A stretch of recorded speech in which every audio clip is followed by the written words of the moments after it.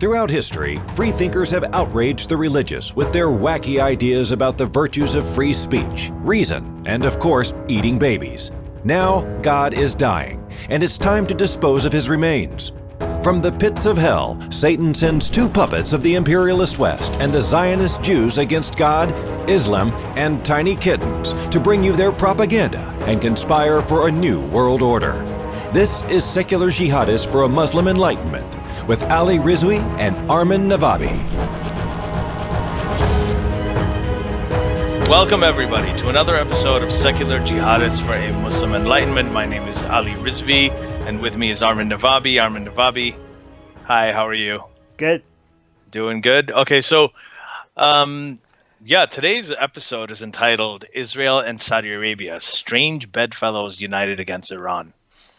So this is kind of an interesting topic that has, sort of a long-term history, and then also more recent events that have been happening. So, one thing to mention over here that we're going to talk about this because we're interested in it. Also, Armin grew up in Iran. I grew up in Saudi Arabia, so we also have some personal interest and personal insight into some of these things. I think this should be a fun conversation. So I've also been following a lot of the Persian content, like Iran, like people from Iran from the opposite side, like discussing United States and Israel and the Iranian government and fighting each. So I could also speak to that. What people? All right, go on. Yeah, so Armin's kind of tapped into a lot of the sort of the variety of opinions that are going on in Iran right now regarding the whole bunch of these issues that have been happening. So recently what happened was the Israeli Prime Minister Benjamin Netanyahu, who is kind of in limbo right now for his position as Prime Minister, and we're going to get into that in a bit. So he recently tweeted about quote, an open meeting of Arab countries sitting down together with Israel in order to advance the common interest of war with Iran. So he's saying Arab countries, and he sat down and they talked about the common interest of war. Soon afterwards, he deleted the tweet and then changed it to the common interest of combating Iran. Right? This was a while back, though, right?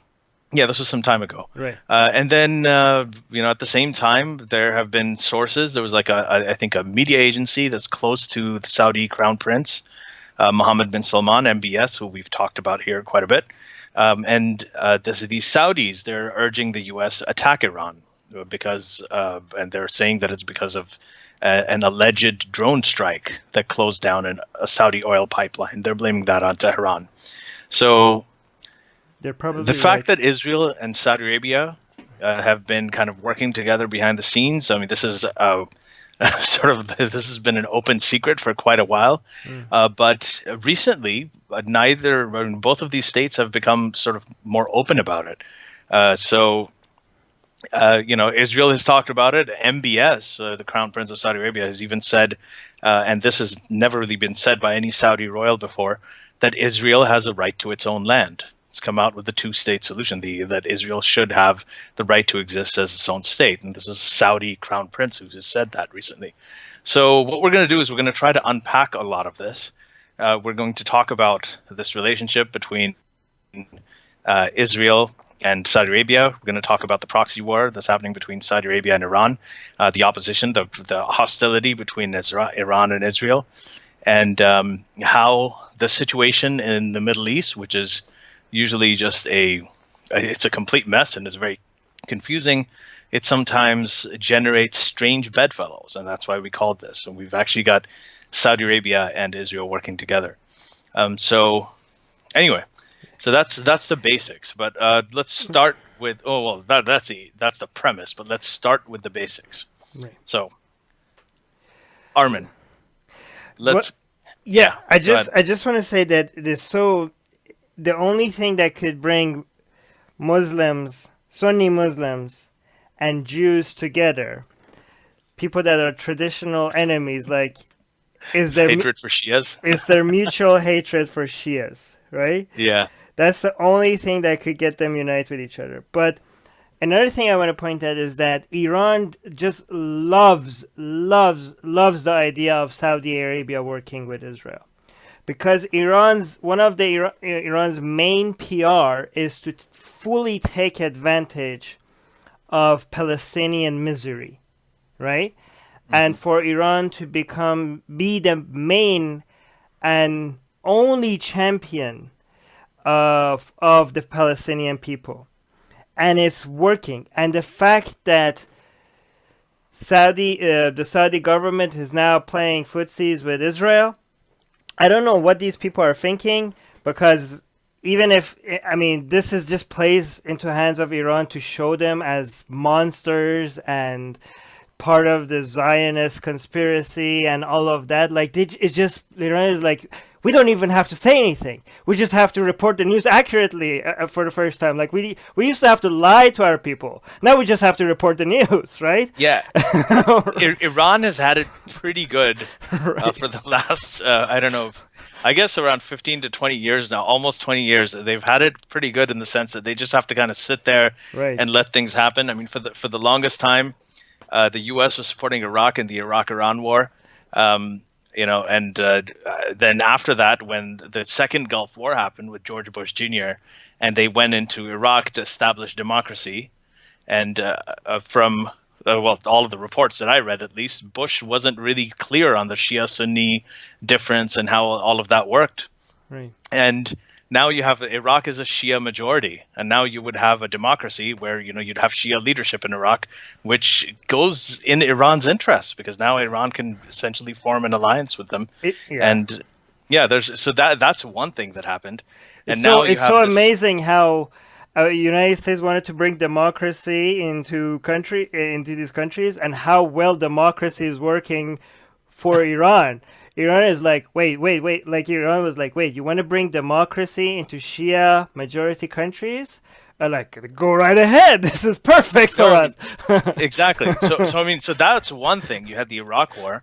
Then you have this whole Syria issue, right, where Assad is out there, and Assad is supported by Iran, right? And the U.S. would like nothing more, Israel and the U.S., to go against Assad. But the problem is that his opposition comes out to be ISIS. So if the U.S. starts opposing Assad and going against him, it's fighting on the same side as ISIS, but it's also fighting against ISIS. You're getting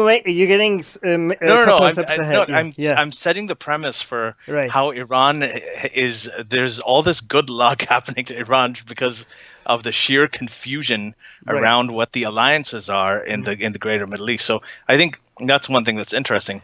But Armin, I just wanted to add to what you were saying about Iran's PR, right? And why the Saudis working with Israel is such a good thing for Iran. So one of the frustrations that Arab countries, the population, the people in Arab countries have had with their leaders, which have largely been dictators, is that they feel that their dictators are too friendly to Israel. So a lot of Egyptians, for instance, and Egypt is the largest Arab country in the world, they've had a lot of issues with the fact that their leadership has made an alliance, a treaty with Israel, right? They have a lot of problems with the fact that Egypt has shut down. Remember Gaza, when we talk about how Israel is cordoned off Gaza, the southern border of Gaza actually is shared with is Egyptian, and Egypt has also cordoned that off. So there's this frustration among the Arab population with their leaders, that their leaders cozy up to Israel too much. The Saudis feel that way too. I grew up there. I know how much anti-Semitism there is.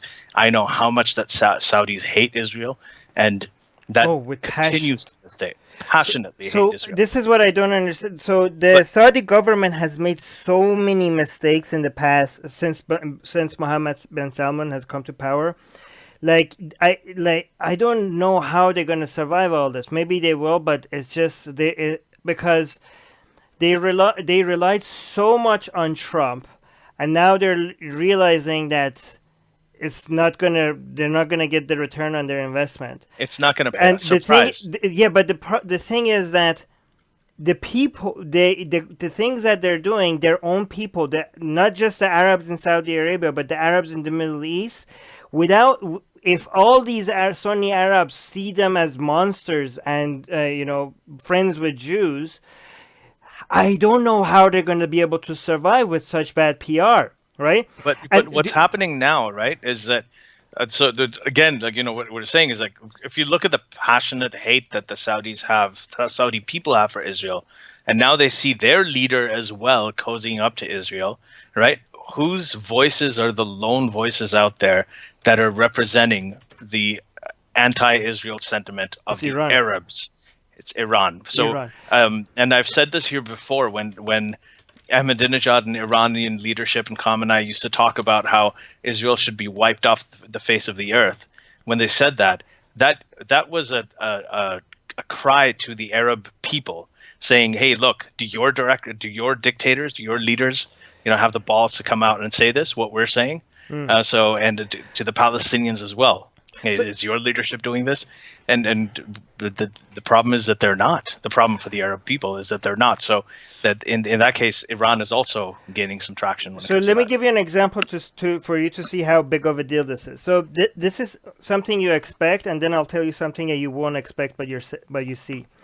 What you see all the time is like when Nasrallah and when Hezbollah people come and give speeches in Lebanon against Israel, and they claim, the Hezbollah leaders and speeches and stuff, they claim that Iran, they openly admit that they're a proxy of Iran in Lebanon. They openly admit that Iran is sending them weapons, that Iran is sending them money, right?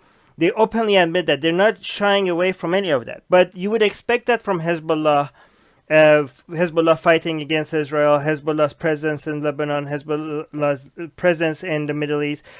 You expect that kind of narrative pro-Iran because Hezbollah is Shia.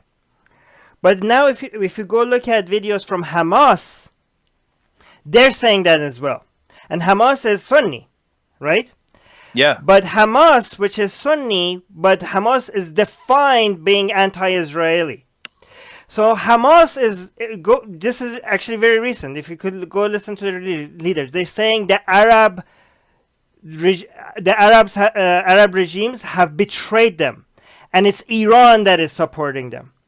So Sunni anti-Israeli groups are saying Iran is the only government that is supporting them.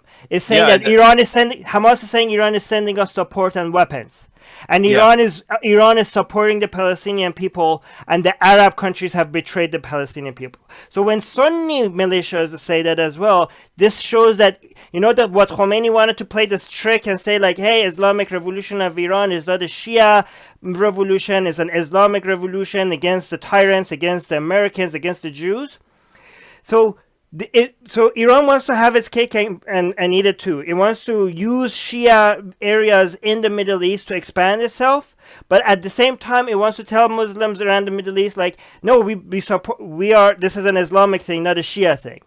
And the way Iran tries to say that this is an Islamic thing, not a Shia thing, is by using Palestine. Yeah. Palestine is the key for Iran to tell Muslims in the Middle East that this is not a Shia thing, this is a Muslim thing. Yeah, nobody has leveraged the Palestine issue better than them, and to show that, I mean, this doesn't just extend to Hamas. Hamas is an arm of the Muslim Brotherhood, which is an Egypt-based organization. And when Mubarak came down after the Arab Spring, who got elected in a majority, like a clear majority, democratically? It was the Muslim Brotherhood. I mean, they came up. So it's the Egyptians also feel this. I mean, they with their leadership, the Arab dictators, the Arab leaders. Forming treaties and allying with Israel has not played with the Arab populations, whereas, as Armin is saying, the Iranian rhetoric that's anti-Israel is actually playing really well among even Sunni groups, like hardcore Sunni groups, like Hamas. So it's working, and it's no wonder that and now Israel and a lot of these Arab leaders have a common enemy, and Arab leaders hate Iran for similar reason. They look at it as a threat to their power. Well, I mean, to be fair, it to them, like, you might think like how big of a threat Iran could possibly be for Israel and Saudi Arabia to be on the same side. And by the way, Israel and Saudi Arabia do not have the resources to fight Iran. And they know it, and this is why they're trying to drag in United States into this, because like this a couple of examples. Saudi Arabia, with all the military, with all the weapon and the technology, the biggest arms deal in history, that bought from United States. Mm-hmm. It went to war with all of that, with all its might, against what? Against Yemen. Against a bunch of Houthis that when you looked at the Houthis on video, they were like, wow, this is like, these are, a bunch of nomads that don't even have shoes. Destitute. Yeah. And they went to war against Yemen because they said, these Houthis are Iranian proxies. And they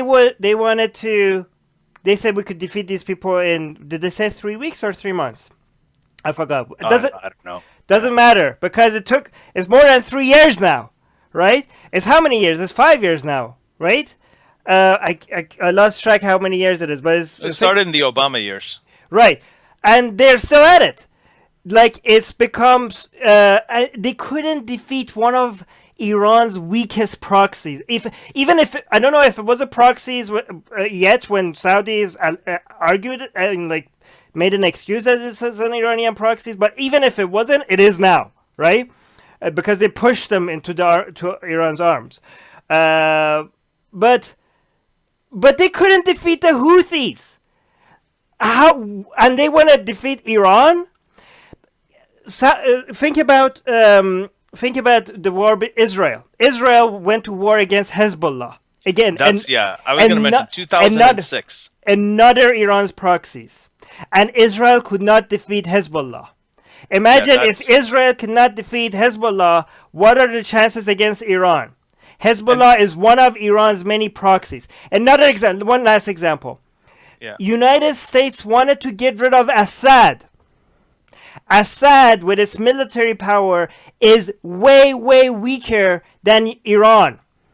And United States, with all its military might, could not remove Assad from Syria. Despite the red line that Obama drew, that if Assad used chemical weapons, then they're going to go, and that's going to be the red line. That's when they're going to go, and they're going to take some action. Since then, Assad has at least twice, if not many more times, used chemical weapons openly, with video of it everywhere. I mean, it's not even like they made a secret of it; they just denied it. Right. But there's more than enough evidence that he did that, and he's still in power. He's still working. Iran is still supporting him. And just one thing I wanted to mention about the 2006 war that Hezbollah had with Israel, that had a massive influence on the Palestinians and how they thought of Iran. I mean, that kind of reinforced the idea that, okay, this is just a proxy. This is the Arab army of Iran, a proxy army of Iran that's fighting Israel, and Israel could not defeat them. Right. So what hope does it have? And these are the people fighting us. So that's something that was very, very, it galvanized a lot of sort of the Palestinian anti-Israel parties. Another example in the live chat is that United States couldn't defeat Taliban, right? Taliban is still a thing. And compare Taliban's military might to Iran's military might. Again, I'm not the longest running war in Afghanistan is the longest running war. Right, and Taliban is nothing compared to Iran's military might. By the way, I'm not trying to exaggerate Iran's power. Yes, if you go full force United States against Iran, obviously Iran will be defeated. But first of all, Iran will go for full force. United States does not have the budget, does not have the political appetite, does not have the will to go full force. And even if it did go full force, imagine the mess that we dealt with removing Saddam and what that looked like after. Look at what happened in Afghanistan. That times, I don't know how many times, it would be a lot worse, because when United States attacked Saddam, that was Saddam at its weakest, right? When they couldn't even completely destroy Taliban, and they're still stuck with Taliban. But compare that to what the situation is with Iran right now. Iran's military might right now, it's at its highest compared to the 40 years Iran has been in power. Mm-hmm. Iran has allies and its tentacles all over the Middle East. Iran owns Iraq when it comes to the military. The proxies, the Hashd al-Shabi in Iraq, is Iran's military in Iraq, which is stronger than Iraq's own military. Yeah, Like, and so one of the things you said that among the reasons that the U.S. does not want to attack Iran and go to war with Iran, one of them is they don't have the will to do it, right? And one of the reasons they don't have the will, they probably don't have the capacity either, because I mean they stressed themselves out in Afghanistan, they stressed themselves out in Iraq. Neither of those wars had any real positive outcome. The Taliban is still in power, as Armin said. In Iraq, it created this sort of vacuum that created like horrible civil war. ISIS rose out of that. So there have been a lot of issues. It didn't really pay off the way that they wanted it to. So now starting another war with a country as powerful as Iran that has a backing of Russia as well, right? And it's just not something that they have the will for. And more importantly, is the aftermath. right. Once you attack Iran, right? You have, and we actually have a relevant comment about this. RPG Gamer Guy is saying, Chris. correct me if I'm wrong, but doesn't Iran have an alliance with Russia? So starting a war with them has a potential to start World War III, right? Let me clarify. Let me tell you what Iran does with Russia. Iran is right now allied with Russia, but Iran knows better to rely on Russia. Like it knows, because Iran is very smart about, like, compared to the Saudis, Iran has been very strategic with using ideology to build allies, right? So right now is relying on Russia, but because its alliance with Russia is not based on ideology, it knows that Russia will completely drop it as soon as it's not convenient for it anymore. The alliances that Iran will bank on are the ones that are based on spreading the Velayat Faqih version of Shia Islam, or all over the Middle East, because these are the proxies that Iran enjoys, the Hashd al-Shabi, the Hezbollah kind of people. These are people that will die for Khamenei, right? Russia will be here today, might not be behind you tomorrow. But go on, Ali. Right, but I mean, with Russia, the problem is that they have their sympathy for Iran is actually very clear, even though Russia does kind of cozy up to everybody, and they're not very reliable. Like, they're friends with everyone. They meet with Netanyahu, they meet with Assad, they meet. Right. I mean, so Iran has been supporting Assad a lot. Russia has been supporting Assad. And when Obama drew that red line, he said, if there's chemical weapons, then I'm going to go into Syria. And then the chemical attack happened. And then he backed off of it. The reason he backed off of it is because they had a meeting with Russia. Russia said, don't worry, we're going to just take all their chemical weapon capacities and we're going to keep them with us. Right. So Obama was like, okay, good. That gave him an easy way out. So he let go. He had an excuse not to follow through on his promise.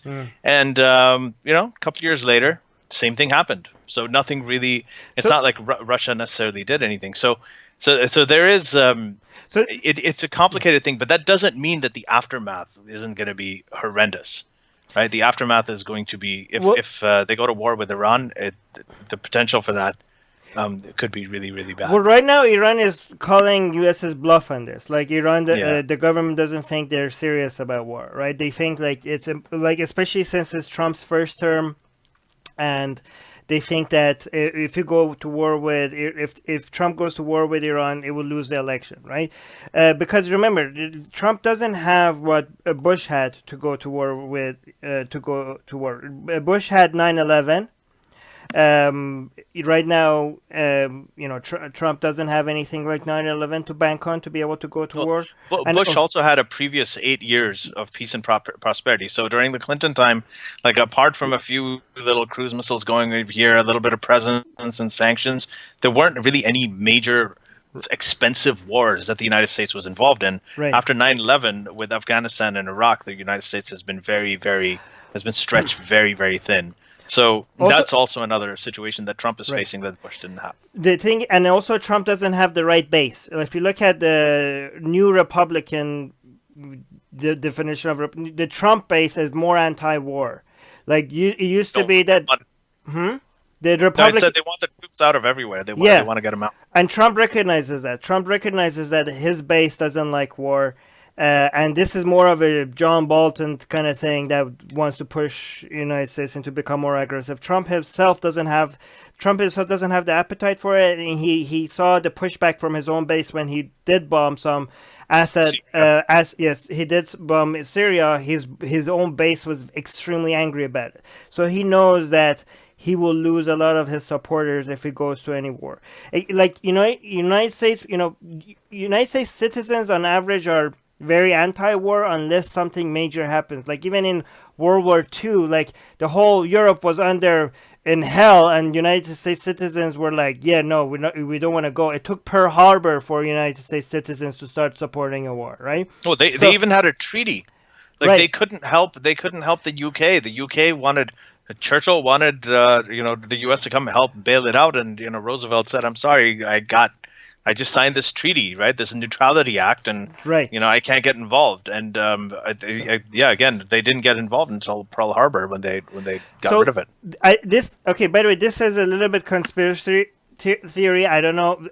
I'm not saying this is happening, but some people are saying that, like, people that within the government, United States government, that want war have sent U.S. assets and military in Iraq as sacrificial lamb for Iranian proxies to attack. So, like, basically they sent U.S. soldiers in Iraq are there to die so that their blood could be an excuse for United States to attack Iranian assets, right? Again, this is just something that is being discussed. I haven't seen any evidence for it, but I'm just reporting the fact that it's being discussed, okay? Not reporting the fact that it's true, right? And the argument is that Iran is not taking the bait. Iran knows, they're saying Iran, like, his attack is not, first of all, directly engaging, is sending some proxies to attack some oil interests and not directly United States assets, right? Because they don't want to give an excuse for United States to attack. But some people say, no, this is not true. United States doesn't even want to attack Iran. The United States is trying to bluff to scare Iran to a position to go back on the negotiation table when it comes to the nuclear deal.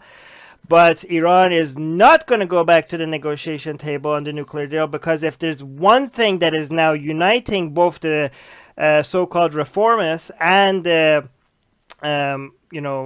conservatives, I mean, they're all conservative, but what would be the alternative to say? The fundamentalists and the reformists in the Iranian government, they used to be two sides. They used to be the fundamentalists were like, no deal with the United States. This nuclear deal is bullshit. We can't have deals with the United States. They will betray us. And the reformers were like, no, we need to open the board. We need to open investments to the world. We need to negotiate. We need to become more friendly to the rest of the planet. And when Trump came and pulled the deal, now the fundamentalists are started clapping, and we're like, we told you, look how ridiculous you look right now. And the reformists are saying, no, we should have given it a try. But now that we've given it a try, and to show the reformers are saying this was our plan all along, to make United States look like ridiculous, because now the whole world sees that they don't when they make a deal is, Iran looks good now. The reformers are saying we supported the deal because now Iran looks good because we didn't back out of the deal. United States back out of the deal, and the fundamentalists are like, no, bullshit. You thought this is going to bring prosperity to Iran, but it didn't. And we told you that you shouldn't have talked to United States. But now they both are getting on the bandwagon of, we do not talk to United States anymore, right? They both on that bandwagon, and it's political suicide to suggest we should negotiate with the United States after Trump pulled out of the deal. So now that Trump is saying, oh, we're going to put them under pressure to come back to the negotiation table, they're not going to come back to the negotiation table. They will even if you attack, they're not going to come back to the negotiation table. Like, that's unless somebody does something that is without. Anyways, like, it's really, really unpopular to do that right now in the political side, right? There's also, so politically, it's actually even more complicated than that, because there are other variables. First of all, the leadership of Netanyahu is in limbo, right? So anybody who negotiates with Netanyahu right now, or comes up with any sort of like the U.S. or Saudi, or anybody who does anything with Netanyahu, you don't know where he's going to be. So Netanyahu is stuck in a big political mess.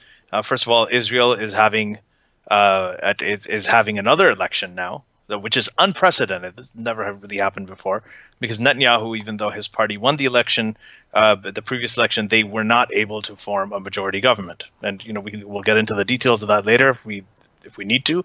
But he could not form a majority government. Now he has to start another one. And then his pre-indictment hearing for corruption is also coming up.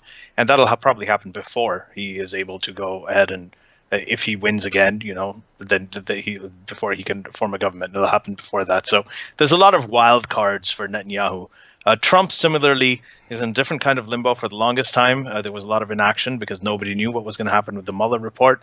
Now that the Mueller report's out and it seems like Trump is relatively safe, there is still the issue that if Trump gets removed from office in 2020, the next administration, whether it's a Democratic administration or a Republican administration, is going to have a very different foreign policy than Trump did. So Trump is thought of as an aberration in either way. So if there is a risk of him losing the election in 2020, it's not really safe to make any sort of deals with him that can reliably be have any kind of long-term life expectancy. So, you've got both of these issues as well. So everything is kind of in limbo. This is obviously not the kind of situation where you'd want to make a decision like starting a war. No, but this is Iran. I don't know. Like, I think the Iranian government, the people that are in the Iranian government, they must think God must be on their side. Yeah, right? Because, I mean, 20 years, Iraq war. The U.S. backs out of Syria. The U.S. and makes Iraq like a Shia majority, gives the Shia majority in Iraq power. The U.S. doesn't. Everything that's been happening has just been exactly what Iran needs to do. Iran doesn't need to do anything. Right. It just needs to sit there and watch. Apparently the most damaging thing that's happened to Iran, right? The most damaging thing that actually objectively you can measure looking at the unemployment rate, looking at a 65% or so drop in the value of their currency, happened with the sanctions that were there before the Iran deal was struck. Right.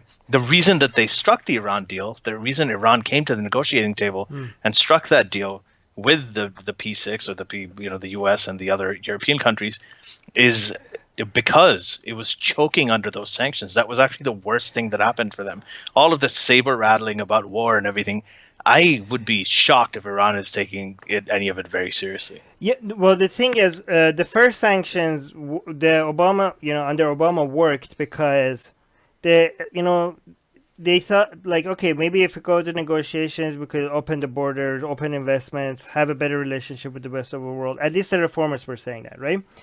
But the reason why the tougher sanctions now would not work is because the Iranian government will go to the people and be like, why would we make a deal with these people? We already made a deal once with them, and then what happened. Look what happened. Like, it doesn't matter, you're like, oh, sanctions, oh, we don't, like, a lot of people, to be fair, in Iranian people, there's a diverse set of opinions there. Like, you're going to find many Iranian people that will support the government, support, doing a new deal, don't support the government, but don't want a new deal. Even support an attack on Iran from the U.S. Oh, yeah. I have seen tweets from Iran. There's tweets from Iran that says, come nuke Tehran or something like that. Like, I've seen some shit like that. It's weird. But there's, like, if anybody comes and says, oh, the Iranian people think this, just tell them to shut up, because there's many different groups of people. There's no, and every side tries to make the support for their opinion seem like the majority opinion, right? There's no reliable. Right, go on. Ali, are you there? Sorry, go ahead. No, you got cut for a second. Yeah, I'm there. There was a little bit of a glitch. Can you hear me now? Yeah, I can hear. Go on. You were going to say something. Okay. Yeah. So, but there is one thing. Like, what you were saying, that the reformists and the fundamentalists eventually came together. Like after this whole deal was pulled out of.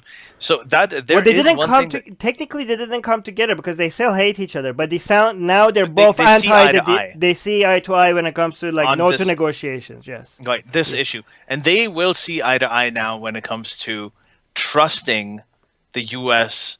On anything, because I mean this is something that the Mossadegh incident, right? When in 1953, so if people don't know, in 1953, Iran had a democratically elected head of state.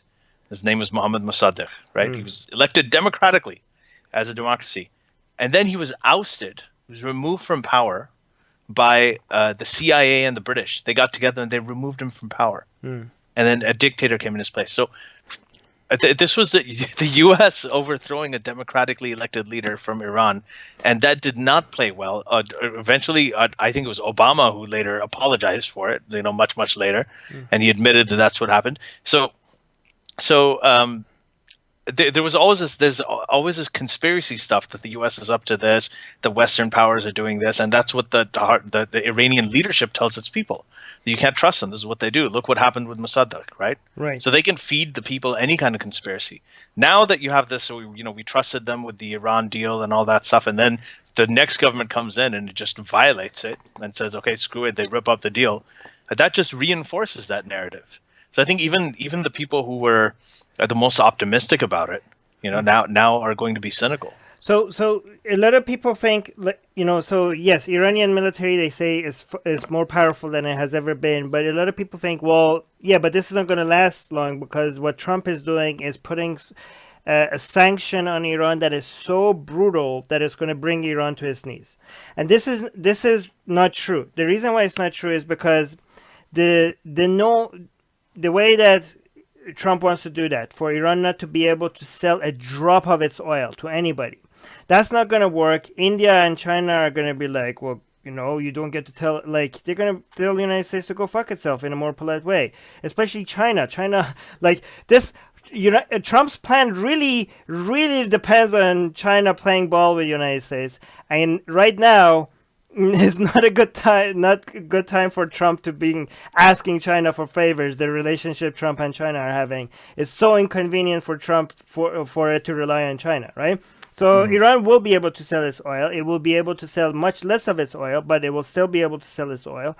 And the thing is that no matter how much these sanctions hurt Iran, the truth is that the connections and the alliances Iran has makes it capable of being able to carry out a lot of operations on very low budget. And Iran has survived way worse than this. Like when United States used to be more powerful in the Middle East, and Iran used to be less powerful in the Middle East, and United States backed a war, the Iraq war, against Iran, and Iran was a country that came out of a revolution, a country that was bankrupt at that time, and it survived that war. One thing that Iran doesn't have compared to there is the approval rate. Like Iran coming out of the revolution, it had people coming up and volunteering in millions. It doesn't have that anymore, but it has more tentacles and connections and networks around the Middle East. United States doesn't enjoy as the strength it had before in the Middle East compared to now. Iran does. So yes, these new sanctions will hurt Iran. It will, especially what the kind of hurt that the United States is banking on is to make Iranian people more upset with their government, because things are getting, the inflation in Iran right now is astronomical. Everything is more expensive. People cannot afford food. Like everyone's share of meals is getting smaller and smaller. And the key thing is now for Iran, and so a lot of people will blame this on the Iranian government. So this will increase. So United States wants the sanctions to increase this disapproval in Iran against Iranian government. So Iran's play would be to be like, look, this is United States' fault. And you might think like, well, then do a deal with the United States. And they were like, we can't. Look, we tried and it failed, right? So they say the narrative will be of the government that this is not a hurt. The hurt that you're feeling is not coming from us. It's coming from the United States, right? And here's the thing, Ali. This is very interesting. Iran is getting even more clever. Saudi Arabia's government is getting more dumb. and Iran's government is getting more clever. They're evil, but they're clever. You know how when the early years after the Islamic Revolution in Iran, Khomeini hated like nationalism, wanted to focus on Islam, but because of the Iran-Iraq war, they realized that they have to play the nationalism angle a little bit as well. Yeah. Khamenei is realizing that's now in a bigger way. He just recently, in one of his sermons, he came out and said, this is not about... So it's so clever because they have a different message to different people, right? To the Shias, their Shia puppets around the Middle East, they say this is an anti-Sunni thing. To the Muslims, they're saying this is Islam versus the non-Muslims thing. To their own people, you know, in Iran, Islam is not as popular in Iran itself than it is among their puppets outside of Iran. It's about their Persian heritage. It's about Iran. It's not about to their own people. Okay, they used to say this, but these words did not come out of the mouth of Khamenei. This is the words that came out of other people to Iranian people to save. Don't save Islam, save Iran against its enemies. But I've heard this for the first time. Khamenei say this. Khamenei, who's supposed to be the religious leader of Iran, said this is not about Islam. That if you're Iranian, you would be on the right side. So he was coming up. Yeah, nationalism. Yeah, but it's weird that Khamenei is playing the nationalism game because he's the religious leader. So they are so clever. They know their audience. They know what to say to what people, to use Hussein and Shiism to what people, to use Islam to what people, and to their own people at home to use their Iranian nationalism angle. And it's working everywhere. Yeah. You can merge this. This is like, you know, what we were saying about the... I guess I can mention it. The Imam Tawhidi interview with Candace Cameron. What's her name? Candace Owens. Yeah, Candace Owens. You know, when he talked about, he painted the Karbala battle as and Imam Hussein as a reformer. It's like, oh, you know, he was a reformer, and look at how that turned out. So it's kind of there is a tactic, and this is, I think, a larger sort of more than taqiyya, right? Which is pretty much almost always a myth. Well, no, like it's not always a myth, but the way Westerners use it is a myth, but it is there. But this is the I think the aspect of the Shia people that a lot of people tend to fall for. I mean, and people fall for it, you know, just all over the world. And you're right. I mean, Khomeini did it. It's nothing new. Khamenei is leveraging nationalism when it suits him, and when you have that mix of nationalism with Islam, and you will have jihad mixed with nationalism. There's no stopping that. I mean, that's what Khomeini leveraged. That's what in Israel, what they're like in Palestine. That's what they're doing. The combination of jihad and nationalism. Right. It's just it's a toxic combination. It's a very powerful combination that is almost impossible to defeat. And we've seen that throughout history. You mentioning history, another thing that people have to understand is that people in the Middle East, they remember their history, right? And unfortunately for United States, history doesn't make United States look good in the Middle East, right? And they will, you know, the Mossadegh example, they will bring that up a million times, right? And people don't forget these things, and they will use that against them. But now you also have the backing out of the Iran deal example, right? Of never trust the Western countries. So going back to Saudi Arabia and Israel, if you let's put ourselves in their shoes, like, and them looking at Iran, because from their perspective, Iran is looking scarier and scarier, and they are right. They are right. I mean, if you look at the map, right? If you look at Iran's influence, right? So you have Iran now technically, you know, I know people will fight this, but arguably owns Iraq and owns Syria, right? So you have Iran basically having direct, like Iran can take people, you know, there's some military officials in Iran were joking that they could just basically take an Uber if they wanted to from Iran to the borders of Israel, like something like Uber, right? So basically now, like, Israel is like, what the fuck? My number one enemy is now basically shares a border with me. Arguably, right? Because if Syria and Iraq is in Iran hands, so they just managed to come all the way here, right? And Iranian government doesn't hide the fact that their understanding is that Jerusalem will one day be captured for Islam, right? That that's the whole goal. That's the end goal of Iran, right? So here's the thing. This is what so a lot of people like Israel versus Iran.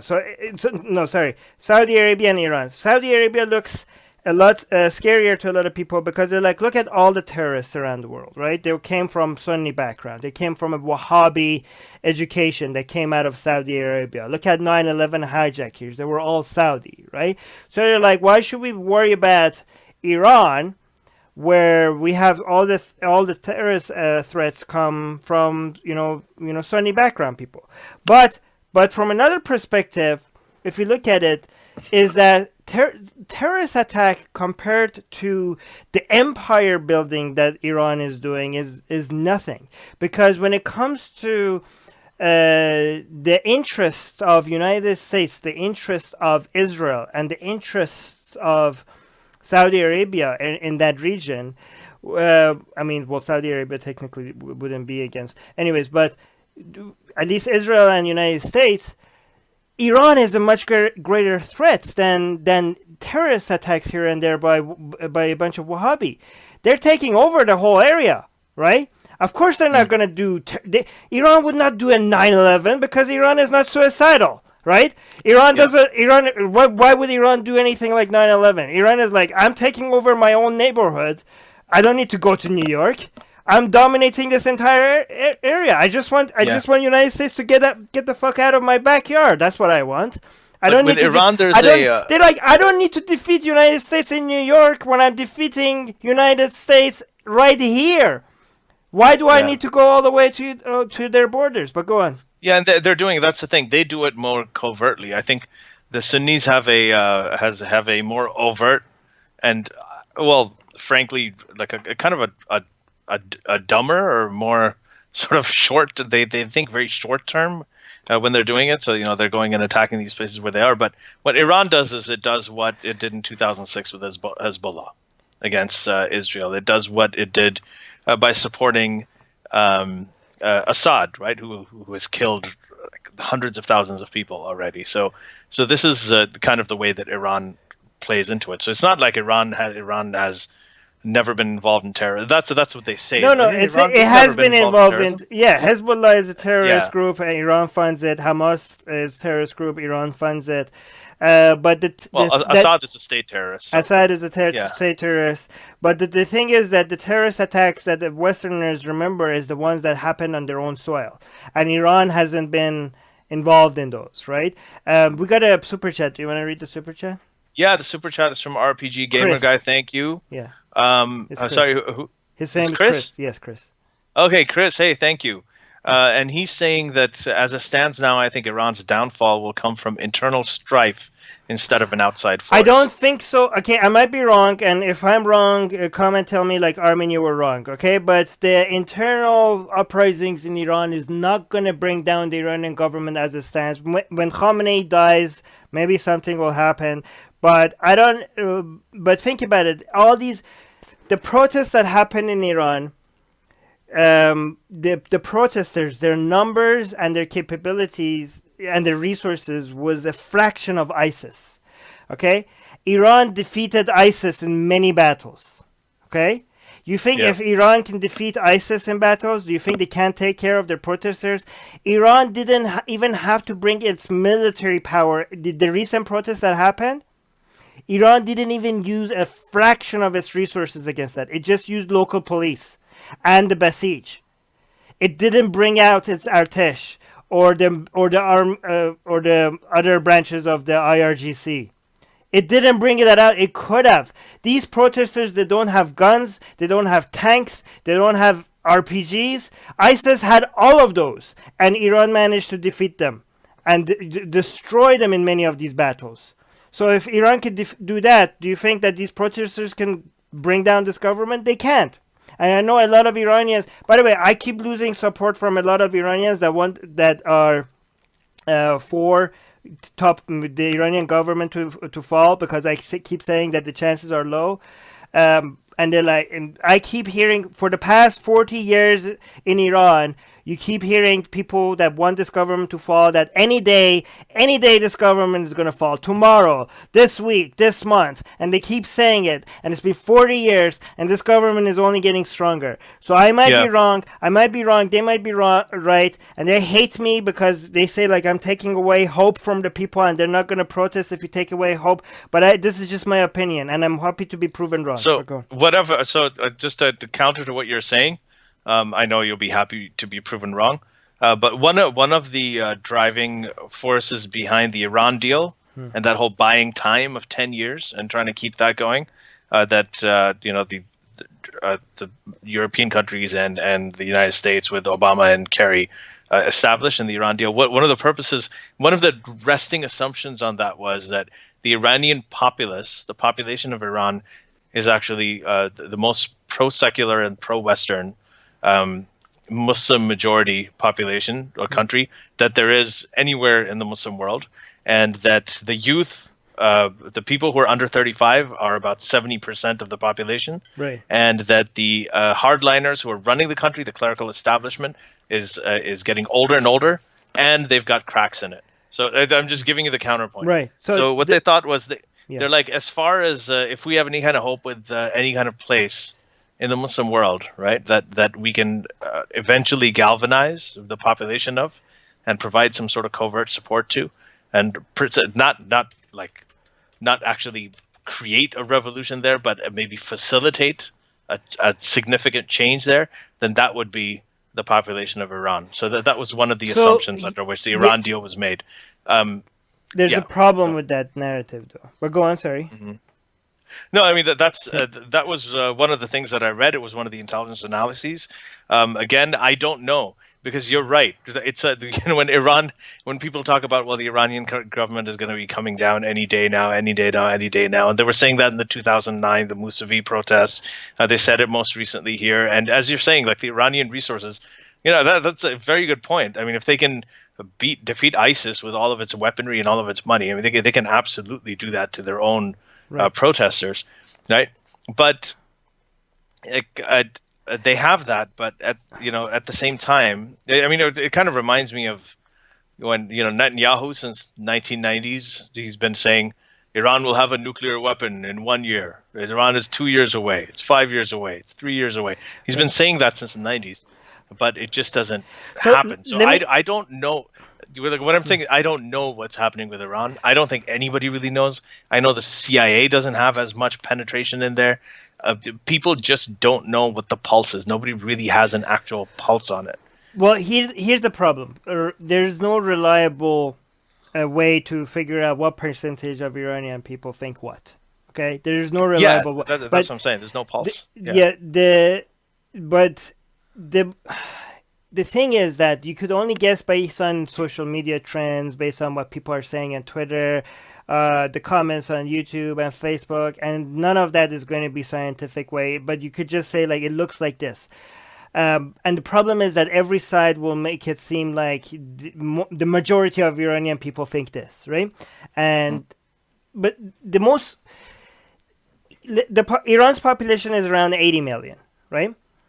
Mm-hmm. The most conservative estimate, I would think, that and this is based on a lot of what experts are saying, and experts could be wrong, but this is the best we have.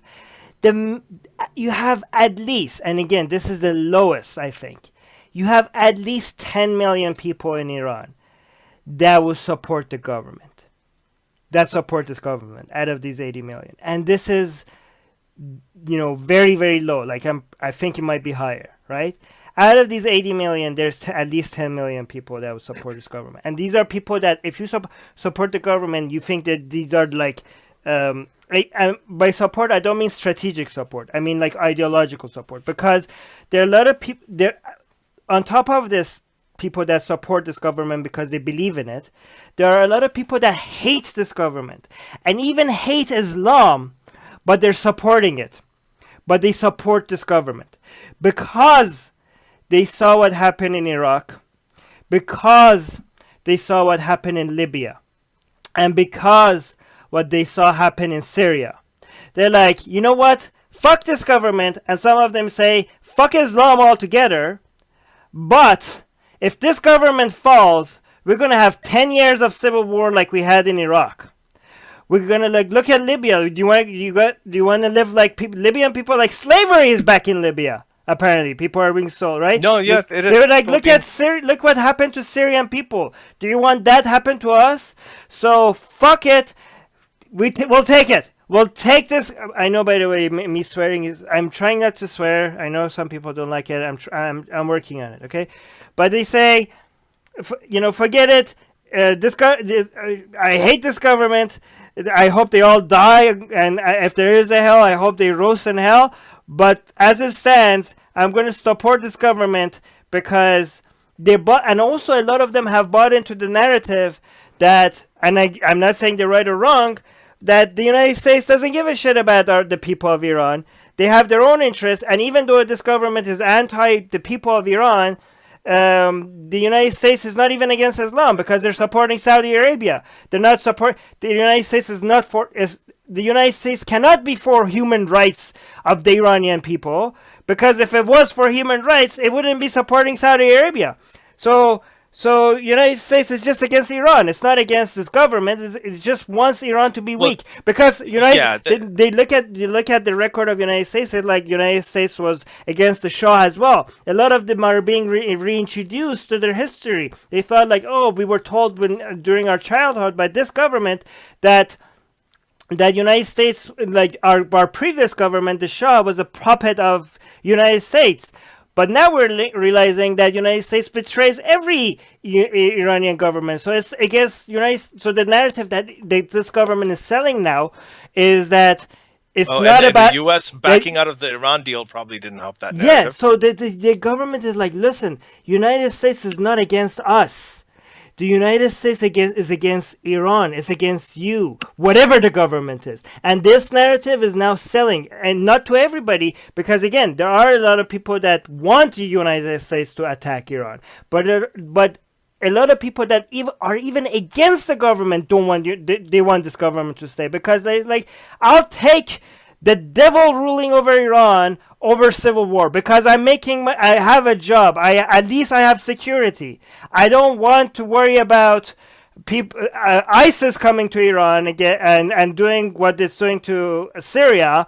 I take being I take the sanctions. I take having less food, less luxury over having to worry about ISIS, because at least we have security. Right, and people are like, oh, how could you think you have security? They're arresting people that are protesting. They're like, yeah, but if I keep my mouth shut, nobody's gonna come arrest me, right? At least if I keep my mouth shut. And remember, we see videos of protests, and we're like, oh my God, the people are uprising.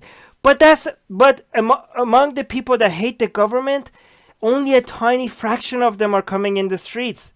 Only a tiny fraction of the people that hate the government are coming. But Armin, how do you know? So you're saying the 80 million people, there are 10 million who actually ideologically support the government, and the rest of them are just, they hate the government, but they're just kind of sticking with them because they're not the rest of them. Okay, so again, but how do you know? How do you know that it's like 10 million out of 80 million? No. Okay, so I'm saying based on what Iran experts from Iran and outside of Iran, the lowest number I've seen is 10 million. The lowest number I've seen. And I don't know. And this is based on polling, or? This is based on expert experience, and that's why you have to take it with a grain of salt, because it's so unreliable, right? Yeah, it's so unreliable, but this is all we have, right? It's all we have, right? But I've never seen anybody suggest lower than that, right? Mm-hmm. Because I think it's probably higher, right? But again, because we don't have reliable polls, you have to be very skeptical about these numbers. And I'm saying be skeptical about these numbers. But even if it's 5 million, which is not, I really think, okay. But the thing is that out of the 10 million, 2 million of them are willing to die. Do you think if tomorrow all of a sudden Iran government falls, right? And we have a democratic government, and a secular government takes their replacement. Do you think all these people that would have died for Khamenei would sit back and be like, oh, I guess we have a secular government now?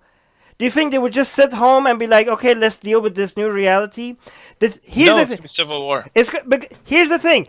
One thing that the people that support, okay, so we have people that support the government for strategic reasons. That we have people in Iran that don't want this government, that want this government to fall without United States help.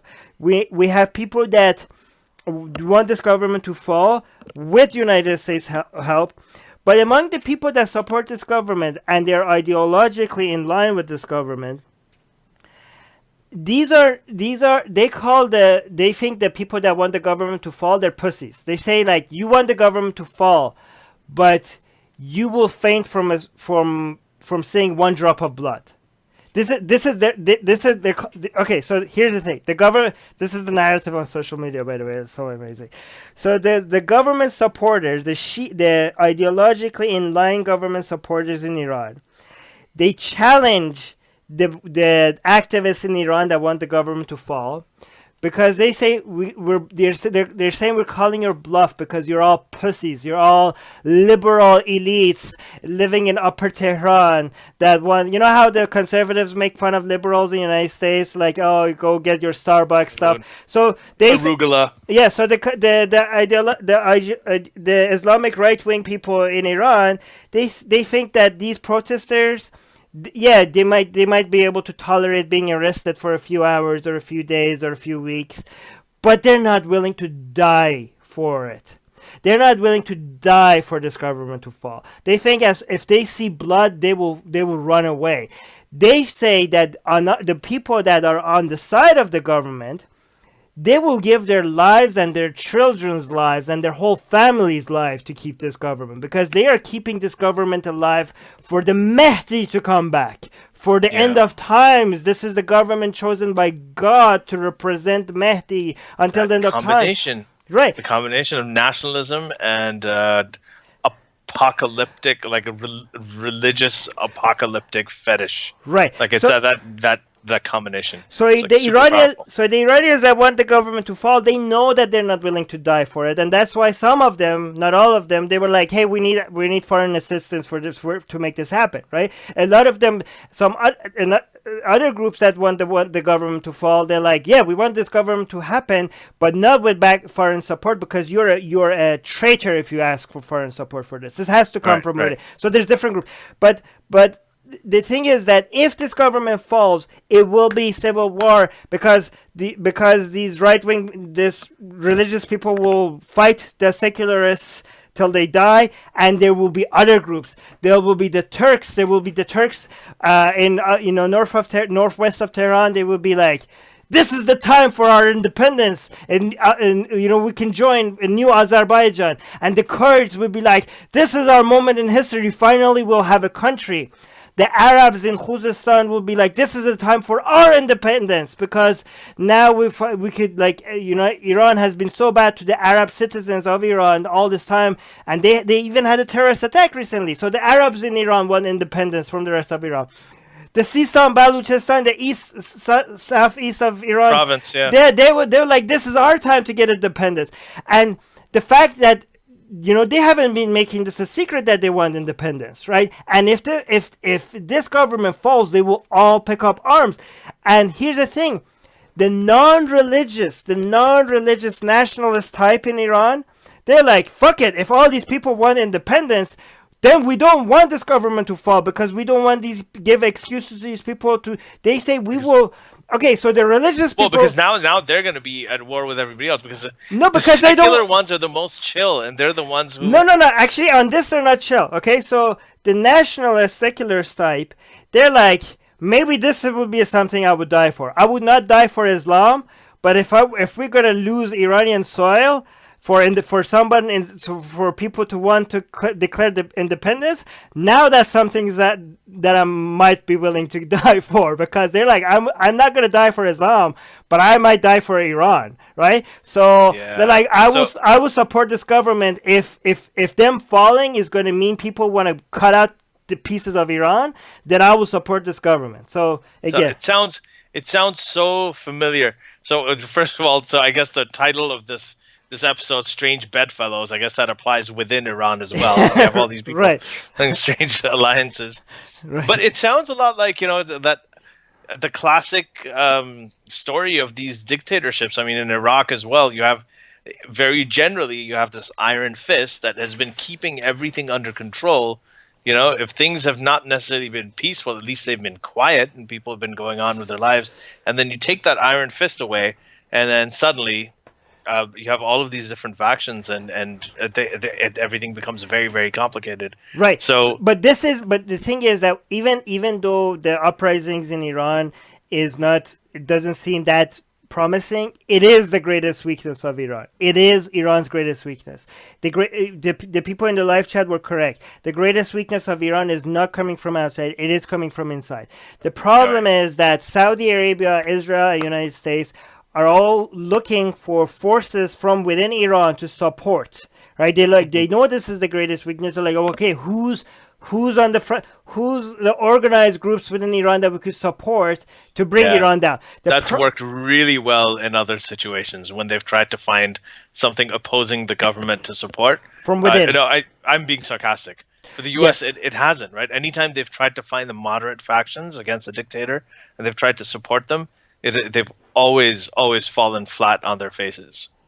Always. So this is I mean, most recently happened with Assad, right? So this is how, and with Iran, they don't even have a lot of transparency. Again, they don't know what's going on. Nobody has any polls. Nobody has a real.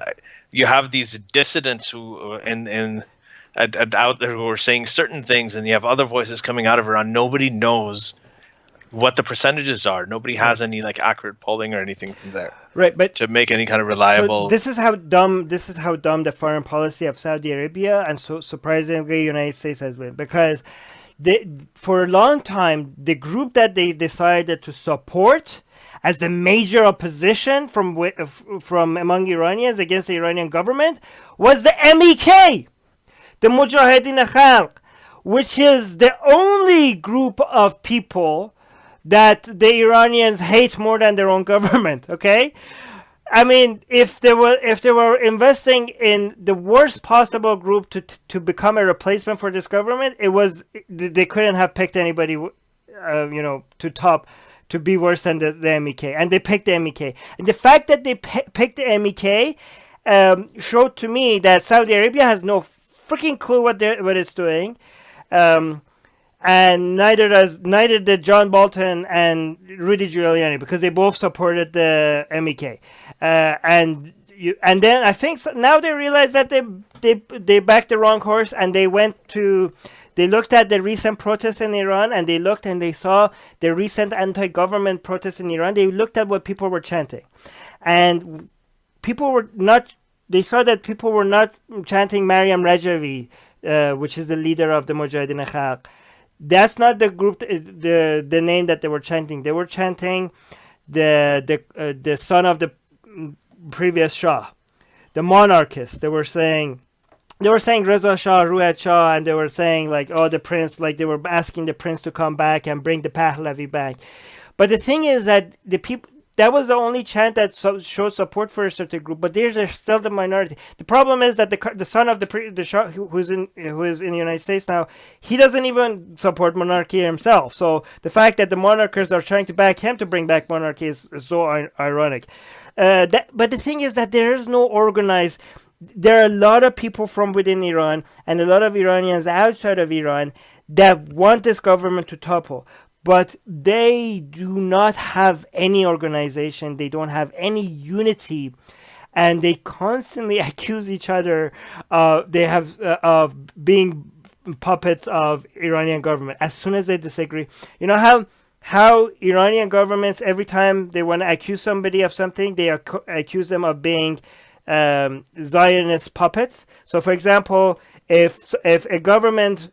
If an Iranian that supports the government wanted to accuse me of something, they would probably go with being paid by Zionists, right? But the anti-government forces, Iranian anti-governments, for example, if they hear today's episode and they hear me saying that, fighting Iranian government. Iran governments look strong. The protesters don't have that much hope. They will hate me, and they will be like, Armin is probably paid by Iran's government, right? I'm probably Iranian government's puppet, right? And they constantly accuse each other of this. Every time they disagree on something, they accuse each other of being puppets of Iran and trying to become disunity among their ranks, and they don't see eye to and if every small disagreement is separating them, and they're not organized. They have none of these groups are a serious threat to Iran's government yet, right? So I don't know where would the opposition come from, because I can't think of the strongest opposition group is the monarchists. It's not the secularists, the secular humanists. It's the monarchists, and they don't even want secular humanism. They want a Zoroastrian dictatorship, which is weird. But anyways, it's complicated. I just do want to go back to the topic, to the main theme, which is looking at the perspective, because this is what I was trying to get in. The perspective, I mentioned the perspective of Israel and how bad everything looks to Israel. And it's very interesting because with the recent tensions going up between the United States and Iran, what is very bizarre is Netanyahu hasn't been speaking much about this. Netanyahu usually starts... This is the time that he speaks the most. Like, you would expect right now for him to be on Twitter, talking shit against Iran, and be like, giving people reasons why we should go to war with Iran, and, congratulating Trump for his tough stance and all that stuff. But he has been silent for the past week or so, which is very, very bizarre. Some people in Iran are suggesting that Iran called his bluff and knows that they don't have the resources and capacity to go to war, because they thought, like, you know what, you guys are not... So basically this is what Iranian government's narrative is. You guys are dumb, but not dumb enough to think that you could go to war with us. Like, they're saying this is a bluff. You're not... So we call that your bluff, and now you're desperate to avoid going to war with us. And that's why their narrative is that this is why Netanyahu is quiet, because it's getting too close to getting to war, and Netanyahu knows that they can't afford that, because every time Iran's proxies have gone war with Iran, Iran have come out winning. So they're like, if we go on to full-on war, then you're going to be like, oh fuck, no, we can't. But why isn't he, like, before the elections, this is the time when he talks about it? I mean, I don't know what the reason is, by the way. I'm just saying this is the narrative from the pro-Iran government side, right? Right, because, I mean, that does kind of drum up his base, and this time he would also have support from, Trump's got John Bolton, and there's all these sort of hawks in the Trump administration, right, who would back it up too. So it could actually even feel more real.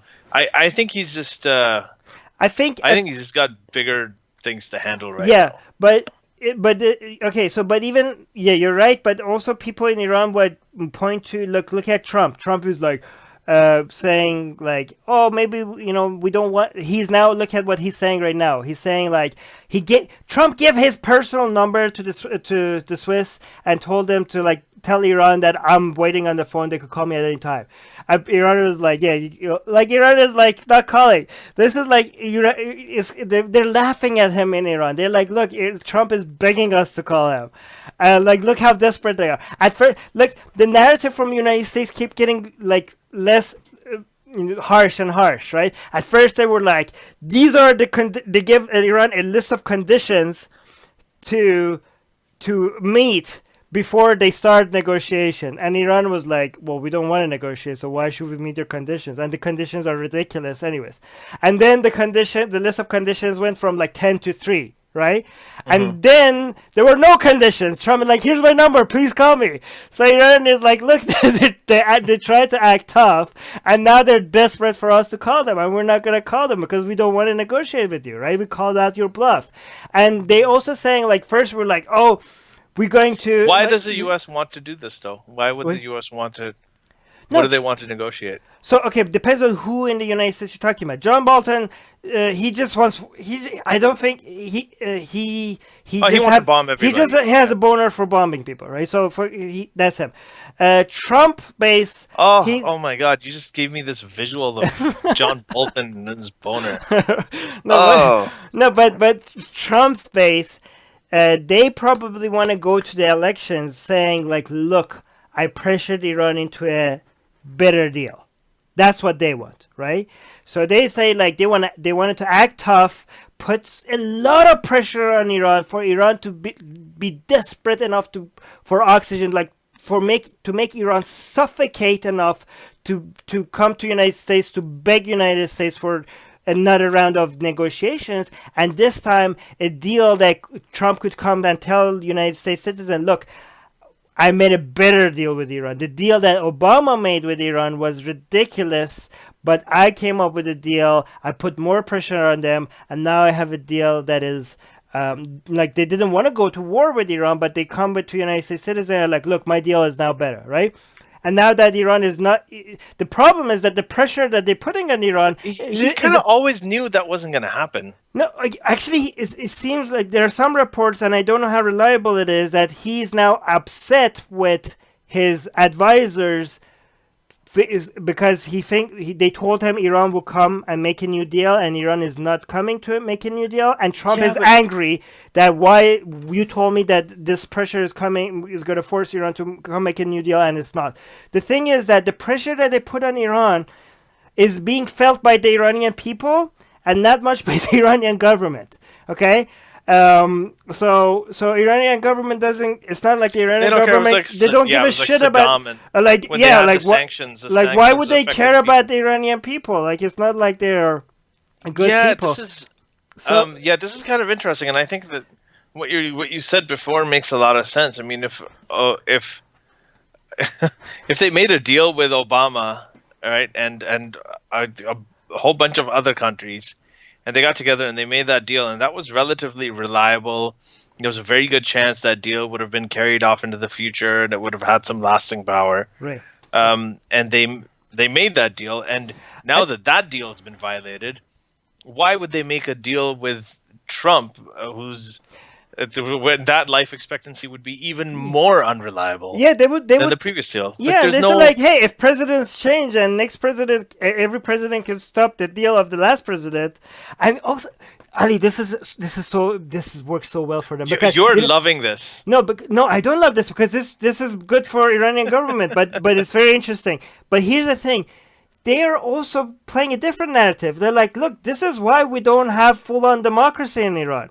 Because this is why we need a religious leader plus a presidency, and they're now saying maybe we should even get rid of our presidency because look, they made a deal with one president and the next president come and they threw at the deal. But that's an argument against democracy. And they say this is the argument against full-on democracy because when you make a deal with Iran, there's a portion of the Iranian government that will never change, and that gives you stability. And they're going to Iranian people like, see, this is what full-on democracy gives you. Not, you don't even know who you're talking to. You're talking to one president, and then the next president comes in and he's like, oh, you didn't deal with me, you deal with the other guy. So why should we make a deal with this new guy if the next president could come and throw out his deal, right?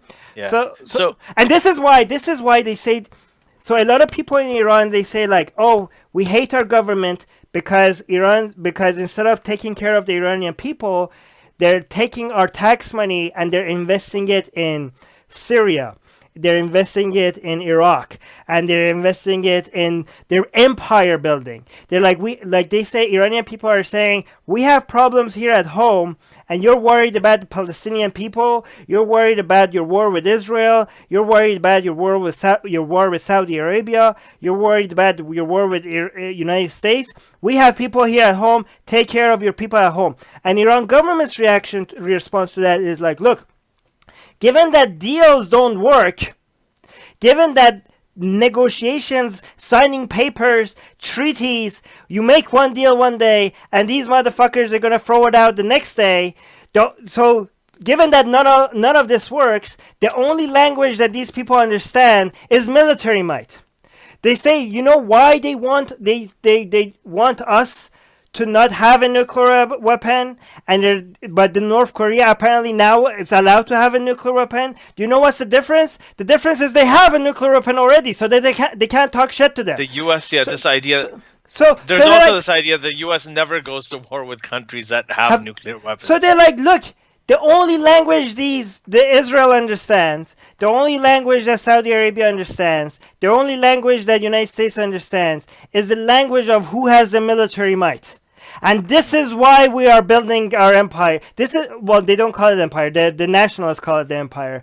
The religious people call it exporting the Islamic Revolution, right? So the reason why we need to have this amount of influence, where United States has its interest, we want to be there, and we want to be a threat to them, because this is what they get. We have to force them to listen to us. We can't negotiate with them. And here's another thing. A lot of people they tell their people, they say like, oh, you tell us why we're messing with Israel, and why we're like funding people against ISIS in Syria and in Iraq. This is our neighborhood. They tell, again, I'm going to sound like such an Iran apologist, but the problem is that these arguments work. You might, okay, so when I say these things, let me just say, I'm not supporting the Iranian government, but these are strong arguments that they work, and it's unfortunate. No, they are persuasive. And it's unfortunate that they work, and you can't, the thing is that you cannot, if you want to defeat Iran's government, you have to come up with a better counter narrative, because you need the people on the ground. You cannot defeat governments and militaries just from up air. And if you want to defeat people on the ground, you need the support of the people on the ground. And your narratives are not working. Iran's narrative is this: like, look how unfair this is. United States is telling the Iran's government that you shouldn't meddle in these other countries. They're like, bitch, this is our fucking neighborhood. You're coming across from all over from another continent, and you have bases all around us, and you're telling us not to meddle in other countries' business? This is our backyard. And they say, guess what? We are in Iraq. They say Iran's military is in Iraq with the blessings of Iraq's government. Iran's military is in Syria with the blessings of Syria's government. We are in Lebanon with the blessing of Hezbollah, which is part of Lebanon's government. What about you motherfuckers? You came to Iraq with no one's fucking permission. You came and bombed Syria with no one's fucking permission. Right? You come and Saudi Arabia can't. You are trying to swear less? No, yes, I'm trying. It's not working. Saudi Arabia kidnapped the Prime Minister of another country. Your voice is getting very muffled when you're yelling. Just little volume. Saudi Arabia.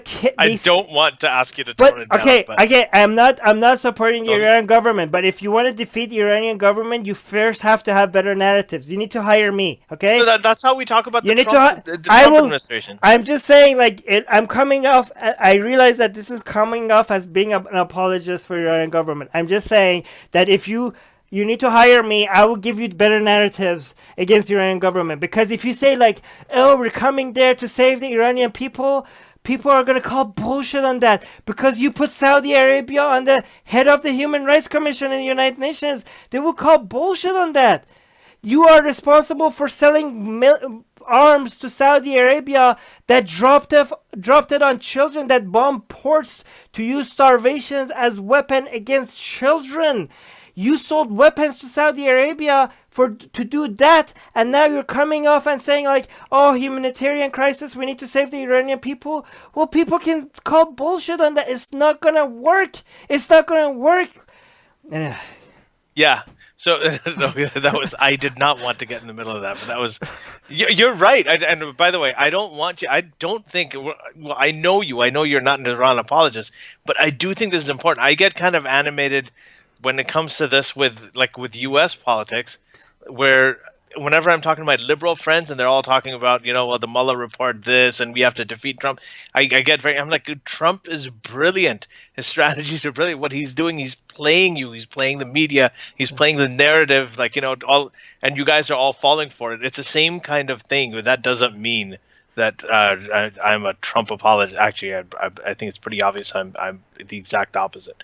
But in any case, there is a question here. We should go to Patreon questions. And, we'll go to Patreon questions. There's one Patreon question. Oh, it's not a Patreon question because this is just to be clear. Wait. The ones that is just you and me is public to everybody. So only when we have guests, the live streams are for patrons. But when it's you and me alone, this is for everybody. So this is for everybody. So yeah. Eamon Whitfield is asking, excuse my ignorance, but why does Russia have interest in Iran? So yeah, there's no ignorant thing there. I mean, that is a good question. Yeah, it's a good question. Armin? Well, because Russia is being very smart regarding to the again, countries like Saudi Arabia is being dumb. Countries like and Israel is being dumb, but Iran and Russia is being very smart because they're trying to figure out how I can make the biggest amount of difference. How can I be the most carry out the most weight and be the cause of most influence with the limited resources that I have, right? So Russia, by getting involved in backing Syria and Iran, becomes an important piece of the making negotiation work. Like, for example, United States can't ask Iran, for example, for anything, but Russia can. Right, Russia can negotiate with Iran, and because Russia got close, for example, to Iran and Syria, Russia becomes an important piece in making things that United States wants, and the important things that Israel wants and Saudi Arabia wants. Russia becomes an important piece of the puzzle because how close they are to Iran and Syria, right? And that way they could ask for things. That way they could put pressure on United States if they need to. They're very, very smart. They kept Assad because Assad is now loyal to Russia, and by having Assad there, Russia could be like, hey, United States, if you want to talk, force me out of Ukraine or wherever else, I could fuck up your interests in the Middle East because I have Iran and Syria and they're my buddies. And now I could, it just makes strategic sense to them.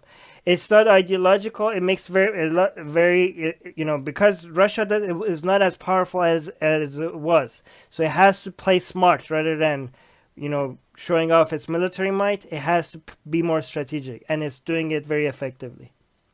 Yeah. Okay, so let's see that now. One more thing: Israel and Saudi Arabia. Why are they getting together? And why do they want to? That's one question. Look at the map. Okay, this is what I wanted to say from the very beginning, and I never said it. If you look at what they call the Shia Crescent, right? Because remember the way Iran goes with its influence. So it's a pyramid scheme, right? The base is Islam. Okay, where Islam is there, you have some influence, and then where there's Shia Islam, you have more influence, and then when you have Velayat Faqih branch of, or Khomeinism branch of Shia Islam, then you have the maximum influence, right?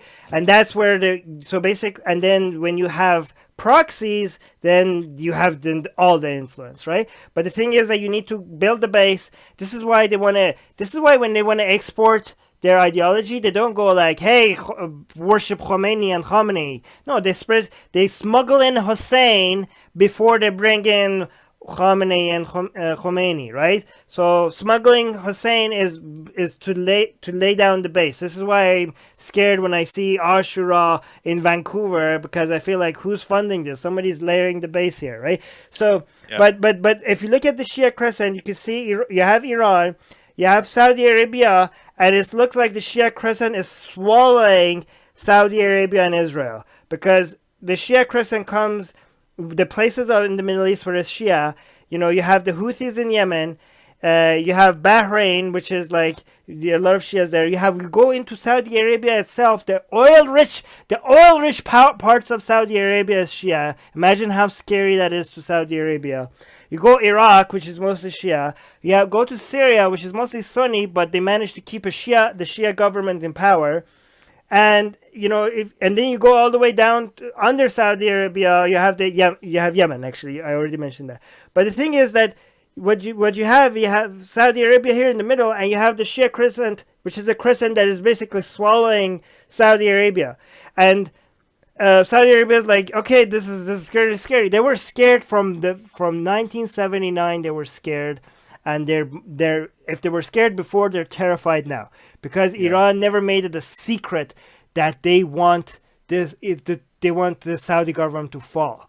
That it's like Saudi Arabia, at least okay, let me give you what the Saudi narrative is, right? The Saudi narrative that works. Everything that Ben Salman has done is dumb, but what the narrative works is like, hey guys, look, we the Saudis, we don't really care about anything outside of Saudi Arabia, okay? We're just defending our own borders, right? Yeah, we built madrasas and stuff out there, but that got out of hand. We're like, yes, terrorists came out of Saudi Arabia, but that was not the House of Saud. Like, that was not us. That's just like an experiment that failed, okay? Like, that was not intentional. We didn't want to create Al-Qaeda. We didn't want to create ISIS. And technically, United States, you're also responsible for ISIS and Al-Qaeda. But it wasn't intentional, okay? All we're trying to do is to keep Saudi Arabia. But what Iran is doing, Iran is coming out of its own borders. They're coming out and they want to end us. We don't want to end Iran. We had a good relationship with Iran before the Islamic Revolution. We were allies with the Shah. So we're not empire building. They are middling around the Middle East. We're not middling around the Middle East. So that's their narrative. And they look at what they're saying. Look at their sermons. They're saying that they wanted the two holy cities. They're saying one day we will be able to bring the holy cities back for Mahdi. What they're saying is that they're going to capture Medina and Mecca for Shia Islam. That's what they're saying. And they're saying that we're going to capture Quds. Israel is saying the same thing. Israel is like, look, I don't want to go destroy Iran. We don't want to invade Iran. They want to invade us. They're saying that. Their foreign army is named after Jerusalem. They have songs about capturing Jerusalem for Iran. What is Iran building a nuclear weapon or not? Iran wants to be okay. Everything. Be extremely skeptical about everything we say here, because first of all, Iran has many different parts when it comes to who in Iran you're talking about, right? Mm-hmm. So there are people in Iran that think Hashemi Rafsanjani, he thought Iran shouldn't even have an army, right? Yep. So there are people in Iran that think like, no, we shouldn't. They say Iran shouldn't, and there are people in Iran that say they should. Iran should have a nuclear weapon. Yeah. But I talked to a cleric many years ago in Qom. Right. Right, and he was saying that it would be un-Islamic to have a nuclear weapon. Okay, but it doesn't matter what this cleric or what that cleric says. That they say, right? No. I'm not saying that guy was doing taqiyya, because he might be. I'm just saying you could find many clerics that think that it's un-Islamic and Iran or whatever, Iran shouldn't have a nuclear weapon, and you could find clerics that say we should have a nuclear weapon, and the day after we have a nuclear weapon, we should be using it in Tel Aviv, right? So you will find examples of all of that. Some might want to use it as a deterrent. The real question is that the people that actually have the power, what do they want? Okay, that's the real question. Not only what do they want, but are they going to build? Because that is the narrative. Everybody says they're building one. Right. So the people that are the major influencers in Iran, right? They're not idiots. Okay. If Iran has if you could find absolute proof that Iran is building a nuclear weapon, I think that would be very, very dangerous to this government being able to survive. The time between not having a bomb and having a bomb will be the time that this government will be at its highest risk for falling, right? This is what I think is what they want, and again, this is a guess, so take it with a grain of salt, like a lot of salt, because There is no reliable proof evidence to show that this is true. But if you're playing the game theory and if you think the players are all rational, this is the smartest game to play, is to bring Iran to a situation where it doesn't have a nuclear weapon, but has the capacity to go from not having a nuclear weapon to having a nuclear weapon in a very short time. Yeah. So what they want is to not actually have a nuclear weapon, right? But create the resources, the technology, and all the know-how to be able to build one very fast if they needed to. Yeah. Because then they can have, this is the perfect situation for having the cake and eating it too. Because then they will have because if you actually have the nuclear weapon, it's risky. It's a deterrent, but it's also risky because while you're in the process of making it, if people find out, that will be the time that you could actually get an international coalition to finally attack Iran. So it's risky, but but once you get the deterrent, it might not be risky after that. But this is a perfect situation where you do not create that high risk situation, but you also have the deterrent element of it. Do you know what I mean? So it will basically create the best of both worlds. Okay. Right. Go. Got it. Yeah. So because that's one of the questions, is that it's almost established that they're building one, but at the same time, everybody said, oh, it's 2 years away, 3 years away, 1 year away, 2 years away, and it hasn't. So nobody. But anyway, people be very clear about this. That having nuclear power plants and having nuclear weapons, that's two different things. Because if you ask, if you say if they're having nuclear energy, they're unanimous on that. Yeah, they want that. Okay, they want nuclear energy. There's no one in the government that we know of, at least, that says they shouldn't have nuclear power. The question that Ali asked was nuclear weapon, not nuclear power. But go on. Would Iran, if they had, the last question before we go on to if they had a nuclear weapon, if Iran had it, would it use it on Israel? Wouldn't that be just national suicide immediately? Yeah, no, of course, no, yeah. Wouldn't it kill a lot of Arabs as well? No, kill more Arabs. They wouldn't use it. They're not. Okay, again, the worst kind of evil is smart evil. Okay, so the problem with the Iranian government is not that they're chaotic, idiot evil. Don't let the religious side of them fool you. They are very politically savvy. Why would they Of course, they're not going to nuke Israel.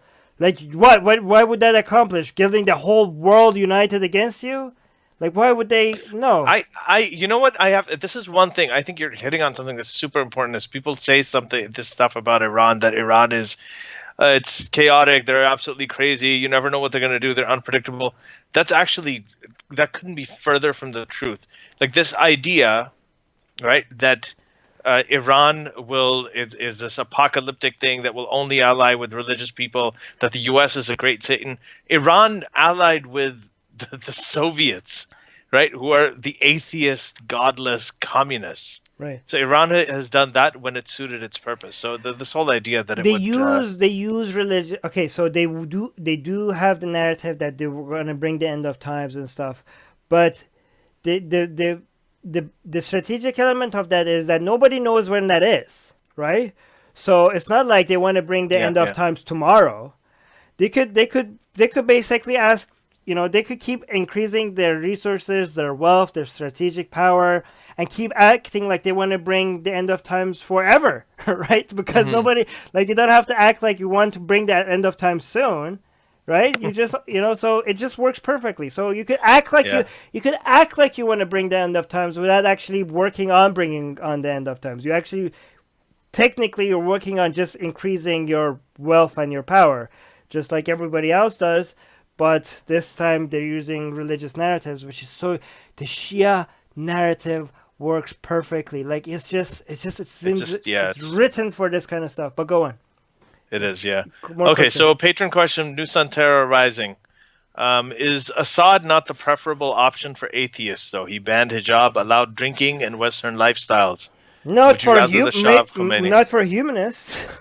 Not at all. This whole idea. No.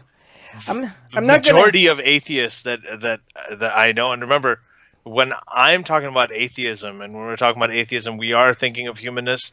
We're talking about countries like the Scandinavian countries, like Canada, like Japan, that have really, really high rates of non-belief, and these are not places that want to do. Look, okay, if somebody, okay, we are extremely anti-Islam, okay, but if somebody talks shit about, even like, I know Assad hasn't done that, but even if somebody goes as far as being a leader in an Islamic country that talks shit about Islam and drops barrel bombs on children, do you think we're gonna clap when they talk shit about Islam? You know, who the fuck cares that they're talking shit about, that they're doing something against, Islamists or Muslim fundamentalists? They are a bigger monster. Like Assad competes. Assad competes with ISIS when it comes to brutality and human rights violations. So it doesn't, even if it doesn't do that in the name of religion, fuck him. Fuck him. He's a bigger monster. He's as big of a monster as ISIS. Sorry. I love this. No, you're on fire today. I absolutely love this. So here's the thing. Like I'm an atheist and a humanist because it's a moral choice.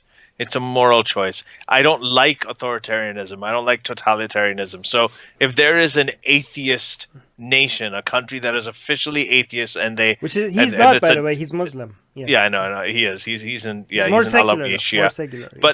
But supposing there was, right, and then they forced it on people by telling people what to wear, banning the hijab, and forcing that kind of thing, I would be absolutely against, because that is what I associate.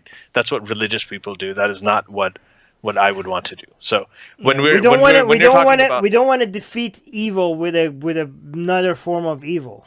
Right. So we're not going to this whole idea that you have to take one side more than the other because one side is with non-belief. There's a lot of atheists who are complete assholes. Right. And we know that. Okay, so next question. I'm kind of going through this. I'm going through the video actually right now because for some reason the chat lost all the older questions. No, I have them up here. You just go scroll up. No, mine's not scrolling all the way up. So Uday is saying, oh no, he's asking another person. This is about Kuwait and oil. So guys, if we missed some of your questions before, can you post them again if there's something that we missed that you want us to answer? Because I saw some really good ones. Right. So Chris is saying Trump is only safe right now because the president can't be arrested as per the United States Constitution. Yes, he can't be indicted. He can be impeached. That's a complicated thing. That's for another episode. That's not something that we're going to get into it because it'll get off topic. I see a question from Halal Park. Do you see that? Yeah, do it. Halal Park is saying, is there another religious faction? Fraction, I think you mean. No, faction. Sorry. Faction. Yes. Another religious faction in Iran that has a chance to stand against the Shias. Or will it be secularism versus religiosity like in Turkey? Religious faction. Sorry, keep misreading it. I don't think so. I don't think there's another religious faction. Religious faction. Okay, so against the MEK. Shias. I mean, a non-Shia. The MEK is weird because I don't know if there's a category for that. The MEK is like a marriage between Islam and communism. So like it's two monsters having a baby. There are a religious faction, but it's more of a cult than a religious faction because they're not big enough to be a religious faction. So that's the MEK. It's just a weird. By the way, look up the MEK. This is such a weird cult. Wait. I have one from Uday. Let me finish answer this. But I think it would. It actually the answer is yes. There is another religious faction that actually you're right. The highest threat to Iran is another religious faction, but it's a different version of Shia Islam. Okay, so basically, the greatest ideological threat to Iran's government comes from non-Walayat Faqih Shia Islam. So like Shirazi imams in UK and all the Shia Muslims. So this is the problem. The greatest organized threat against the Shia government in Iran is another Shia, are other Shias, right? So if you get rid of this government, it's a very high chance that whatever comes to power in the power vacuum that causes comes right after, the most organized group will be another Shia institution, and more religious actually, which is weird, if like more religious Shiism. But anyways, yeah. So there's it's another version. Not only they, I think, actually this is very interesting because not only they are the greatest religious threat to this government, they might actually be the most organized threat to this government. And that's why you see more Iranian propaganda for why Iran's version of Shia Islam is the correct version of Shia Islam. Because it's easier if you want to go right at and capture the base of the support that this government has. What you would do is you go to them with telling them that, you know what, you got Shiism right, but Khomeini and Khamenei lied to you about Shia Islam, because Velayat Faqih is a lie. So that is a dangerous threat to the very base of this government. So the greatest threat to them might be another version of Shiism. But go on. Yeah. Uday is saying, do death by stoning and death by beheading Sharia laws exist in Iran like they do in Saudi Arabia? Wait, death by stoning, don't they in Saudi Arabia, don't they just behead only? Do they have they mainly behead. I mean, they officially have death by stoning. They have the Rajam punishment, but they don't really exercise it. Actually, recently, for many years, they haven't even done the amputation. It's been very, very rare. They do crucifixion. Yeah, they've done crucifixion and they've done beheading, but they haven't even done the amputation for stealing as much as they used to. Okay, so Iran has done amputation. It's rare in Iran, but it happens. Just recently, death by stoning also happens in Iran, but not by government. Okay, so recently the government cut off some thieves' fingers. They have a specific machine for it. It doesn't happen often, but it does happen. The death by stoning, if it does happen, is because either the government ignored the stoning or they got there too late, and it happened in a village somewhere. But officially, the government doesn't carry out stoning.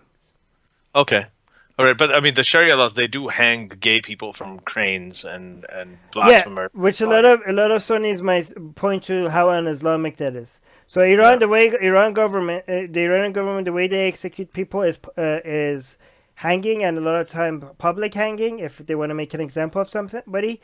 The problem is actually it sounds less barbaric than what Saudi Arabia does, but it's actually more barbaric because the beheading is instant. The hanging takes a while because they don't do the method where you get dropped and your neck breaks. They don't do that. Basically, they put you on a crane and they drive away, and then you get hanged and you suffocate. So it's a slow death. So Iran's way looks cleaner, but it's more barbaric and it's more painful the way they do it, and it's actually less Islamic because a lot of Sunnis that are anti-Iran will remind you that where is hanging in Islam? How is this Islamic? Why, I don't know actually where Iran gets that from. I have to look into that because there is no hadith for hanging people. Is there, Ali? No. So but in Iran, I remember in Homeland, they actually showed it very graphically. Brody was hanged in Iran. I'm sorry if that's a spoiler, but it was many seasons ago. That's how he was killed from the show. So anyway, James Gross is asking, can you talk about the Iran-sponsored Al-Quds Day protests? Isn't this something that pisses off the Iranians a lot? Oh yeah, because they're like, well, the divisions in Iran gets higher, right? Because the pro-government people come out in the streets. And they say stuff against. By the way, if you want a highest amount, like the reporters come and talk to people. If you want to hear anti-Semitic stuff, the highest, just go look at the interviews that the reporters of Iranian TV does with people on Quds Day to come and talk about Israel and stuff. Oh, it's so insane. But anyway, so this is the time of the year where people in Iran show their support for the Palestinian people and against Israel, and the people in Iran that are against the their own government, will remind everybody of how ridiculous this day is, how Iran is spending money and support for foreigners rather than taking care of its own people. There was actually okay. Here's how intense the situation is. Okay, so coming up this Quds Day that was coming in Iran, which is the celebration of Jerusalem and Iran's loyalty towards Palestinian people and against Israel. Right, coming this Quds Day, a lot of people, Iranians on Twitter, were shitting on this day, and there's a hashtag that I don't know if it was a hashtag or it was just a topic that was trending. Iranian people were saying they love Israel. So they're saying, fuck Iranian government. Not only on this day, we're not going to say that we hate Israel, we're going to say that we love Israel. And there was this this religious woman in Iran saying, like, I see a lot of people, a lot of traitors from our country are saying they love Israel. Obviously, they're a minority. I'm going to do a poll. This was her mistake. I'm going to do a poll.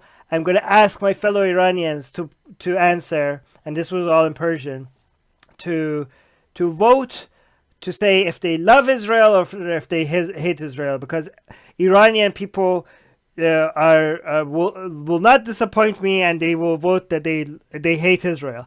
And 15,000 people voted, and this poll was written in Persian, so you could trust that most people answering were Iranian, right? Because but I mean, it wasn't even, non-Iranians didn't even know that this was happening. So it got 15,000, but this is not scientific.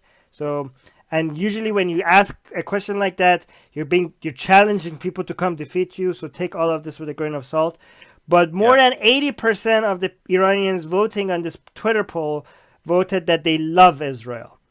Mm-hmm. They love, so this is on social media. If you just look at Twitter, it looks like, wow, this is what you get from Iran, that 80% Iranians vote that they love Israel. But again, you don't... 80% of Iranians who saw the tweet. Yeah, it might indicate that most Iranians love Israel, but you don't know, because again, this is the Twitter environment. You don't know if it represents the people on the ground. Context in which and if you look at Iran TV, obviously you're gonna show, like, they're gonna go into the Quds protests in the street. They're gonna interview people, and you're gonna feel like, wow, Iranian people really hate Israel. If you're on Twitter, you're gonna feel like Iranian people love Israel. If you're looking at Iranian state TV interviewing people in the street, you're gonna think Iranian people hate Israel. Which is, again, who's right, who's wrong, who's the majority? Nobody knows. But we can guess. It's fun to guess. But go on. Right. Okay, so Uday is saying, Armin, this is a quick one, so just do this as quick as you can. Oh. Armin, which part of Iran are you from? You're from Tehran, right? Yes, Shemran, Upper Tehran, which people. And where were you born? When? Where were you born? Upper Tehran, Shemran. Upper Tehran. Upper Tehran. Where did you study about Islam? Well, in school, like my whole life in school. We all had to do that. Me too. This is part of your. I mean, you learn is from kindergarten till my university year. We had in Iran. In Iran, the school system is not like. It's not just elementary and high school, right? So in other places, you have 6 years of elementary and 6 years of high school. In Iran, you have 5 years elementary, 3 years of guidance school, and then 4 years of high school. So 5, 3. Wait, does that add up? I think that's add up. Yeah, that's 5, 3, and 4, right? So the 5-year elementary school, you have you learn literature, you learn math, science, plus one subject which is dini, which means religion. But then when you go to high school, that one subject turns into 3 subjects. So you have one subject which is dini, which is religion, then one subject which is Quran, and then another subject which is Arabic. So there's 3 different subjects focused on, because Iranians don't speak, their language is not Arabic. So because the Quran is written in Arabic, you have to learn Arabic. But then when you go to university as well, which I went to Tehran University, you have electives that you cannot not elect, which has frustrated me. That's a lot like the leaders. Right. So you have mandatory electives, which included Dini, religion, Quran, and Arabic. So even in university, in University of Tehran, I was studying biology, cellular biology, and we still had to learn. We still had to study. By the way, for all my high school years and university, we studied Arabic, and I aced all my Arabic tests, and I can't speak Arabic, which basically we learn how to pass exams rather than how to speak. Yeah, I was in Pakistan. We also had to do religious studies. It was compulsory. I didn't do it for all my schooling. I did when I was in the American school in Riyadh. I didn't have to do it, but in pretty much all of my other years, throughout university, throughout medical school, we were taking Islamic classes. And I always took the Sunni course. A lot of the Shia students, because Shias are a minority in Pakistan, they would take the Sunni classes because they were easier. Everybody else, you could borrow each other's notes, because there were people in the class. If you did the Shia version, you'd be kind of on your own. So all of us kind of did the Sunni training. I think Sarah Haider also has a similar story. She studied Sunni Islam a lot more than Shia Islam. The Shia stuff we learned at home anyway. By the way, a lot of Muslims tell me that, Armin, you don't understand Islam because you learn Shia Islam, which is not the true version of Islam. So everything you say is it's bullshit. You don't understand. But what I'm trying to do is, like, somebody is telling me to Yuval on Facebook live chat is asking for that tweet. I'm gonna try to find it, and maybe I want to show it on the screen. But Ali, you go ahead and find the other. I think we're mostly done with the patron questions. There's a lot of comments that everybody's kind of speaking to each other, which is amazing.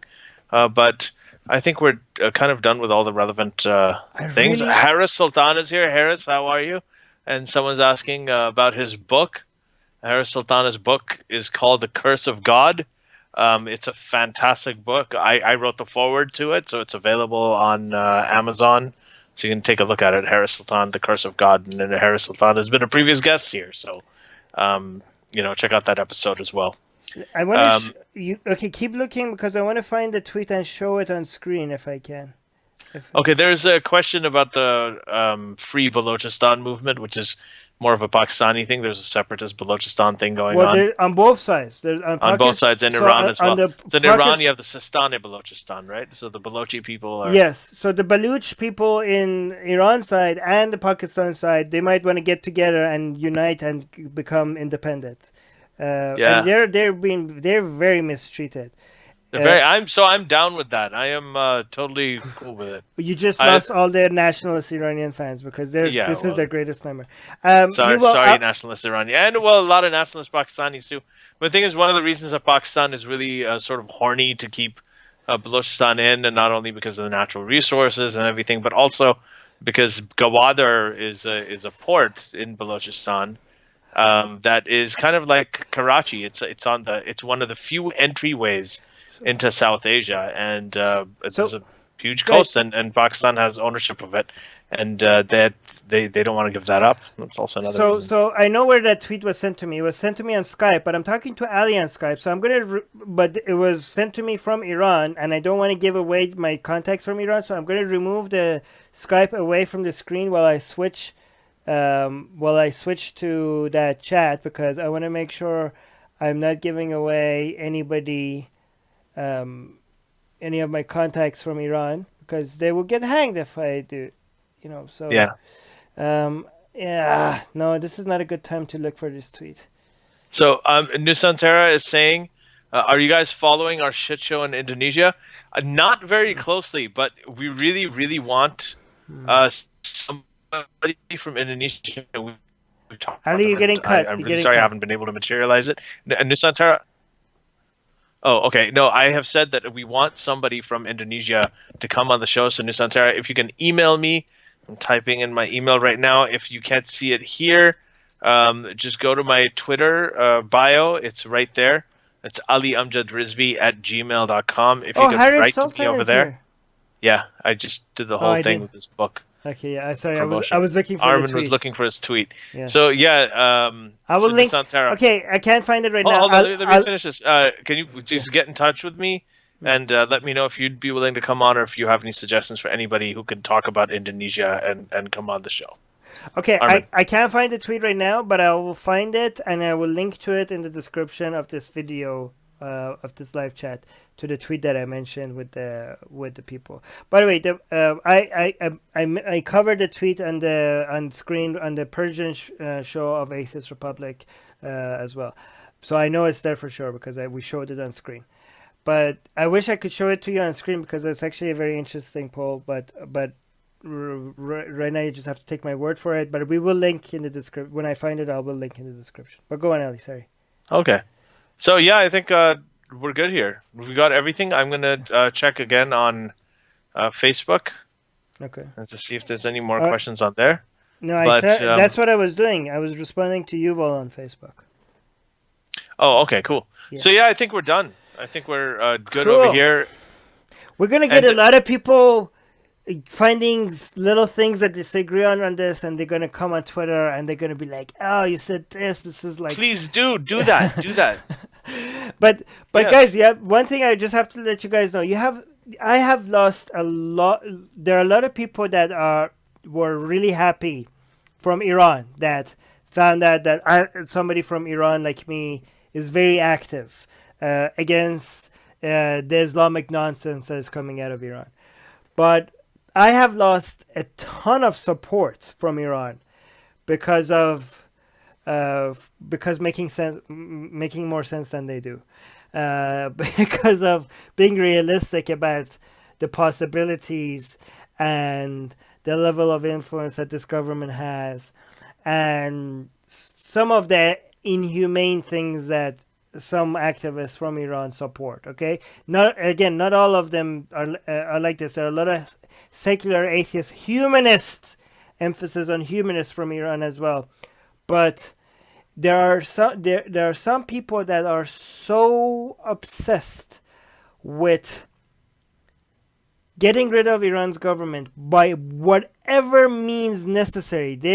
We don't care if we have to make a deal with the United States. We don't even care if we have to make a deal with the devil himself. They have been hurt so much by Iran's government that they say if Tel Aviv wants to come take over Iran, we will welcome them with open arms. Israel, whatever. This government has to go. They say, people say, no, if this government falls, it will be 10 years of civil war. They say we will pay the price with blood. We will pay the price with the blood of our own children if that's what it takes to get rid of this government, because they have suffered. They are tired of this government, and they will 10 years of civil war. Bring it on if it means that this government falls, right? But there are other people that say, no, that's not worth it. That's not the price that we're willing to pay. And there are other people that say, no, 10 years of civil war is not going to happen. That's bullshit. That's fear-mongering. We get rid of this government and everything is going to be rainbows and butterflies after that. There are people that say, oh, if this government falls, no, the Turks are not going to try to get independence. No, the Kurds, talk to the Kurds. They see themselves as Iranian first, Kurds second. These are the things you hear, right? But no, if you actually go talk to the Kurds, they don't see themselves as Iranian first. They didn't see themselves as Kurd first. And half of them are fuck Iran altogether, right? But again, these are the competing narratives that is happening in Iran. The competing narrative in Iraq. Again, what do Iraqi people think? Some Iraqis are like, oh, Iran is a blessing to Iraq. Some Iraqis are like, no, why Iran should stop meddling in our government, right? So if you hear something on Twitter, if you hear in Israel, you go talk to Israelis.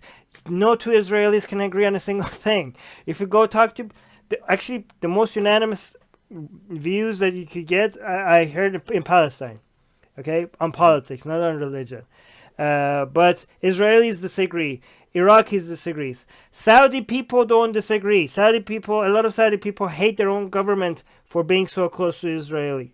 But they do disagree, but they're more unanimous on this than Iranian people. Iranian people are very divided. Americans are very divided. So if you hear a narrative, if you hear something on Twitter, both from the government, against the government, don't assume that, oh, this Iranian is saying this, or this Israeli is saying this, or me, if I'm saying this must be the true thing. It's very complicated. There are a lot of competing narratives, and everybody has something to sell. So you just have to try to see what people's biases are. And even like if I'm telling you these things, I'm biased, okay? I'm an anti-Islam. I have anti-Islamic bias, right? So you have to see, like, maybe I'm saying something that is not true. You have to take my anti-Islam bias into account to see if I'm being fair, if I'm saying something, right? I'm trying to not to be biased. I'm trying to look at things realistically, but you can't just accept people what they're saying. You just what we tell you and what other people tell you, that's just one of the pieces of the puzzle, and you just like try to take it all in and put it all together, right? To see if you could make it, you could see what the entire image looks like. Everything, don't just take anyone's word for it. Not mine, not anyone else's. But sorry, Ali, go on. Yeah. So no, that's it. Yeah. That's for us. So we're gonna wrap it up right now. Yeah, that was fun. There's probably a lot more we could get into on this topic, but I think this is a lot of history we could have get into that we didn't, which is already in the third part of our Islam versus Shia series. Actually, the Sunni versus Shia series. No, so actually, a lot of Sunnis would love that I said Islam versus Shia because that's how they see it. It's not Sunni versus Shia; it's Islam versus Shia. I did the opposite. My Eid greeting, by the way, everybody who celebrated Eid, a belated Eid Mubarak, a happy Eid to all of you who celebrated. Oh my God! A lot of Sunnis would see what I just said as a Freudian slip, like, oh, Armin is admitted that Shia Islam is not really Islam. Eric, if I go. No, but I actually had fun with it. So what I'd written on Eid was that today it shouldn't matter whether you're a true Muslim or just a Sunni. Eid is for everybody. Eid Mubarak to all of you. And that was a lot of fun because most people are like, oh, thank you. And then there's a lot of Sunnis who got really upset, which was fun. Why did they get upset? You were being nice. I said today it shouldn't matter whether you're a true Muslim or just a Sunni. Okay. Yeah, so that's why. Okay, that's my yearly Eid greeting. But anyway, so that and we're gonna go now. We're gonna come back soon. Until next time. So we'll see you guys. And if it hasn't happened already, go Raptors. I hope. Leave your disagreements with whatever we said after the live stream is over. Leave your disagreements in the comment section of the YouTube video. That we would like to see what the counter to anything we said. Like, if you disagree, it's good because we want to see, like, we learn a lot from the comment section. So So thank you for that. Abe Patel is saying, Rizvi bro, I have questions about med school. Email me. Okay. About that here. All right, guys. All right. Love you. Take care. Bye. All right. The secular jihadists have been made possible thanks to the Illuminati and the covert support of Israel and the CIA. That's what we have been told, but we haven't received our checks yet. If you like what we do, please support us. Share the podcast with your friends. Write and tweet us with topic and guest suggestions. Or head over to secularjihadist.com and give $1 or more for exclusive access to live video. Have your questions read and answered on the air, and more. Till next time, may the flying spaghetti monster be with you.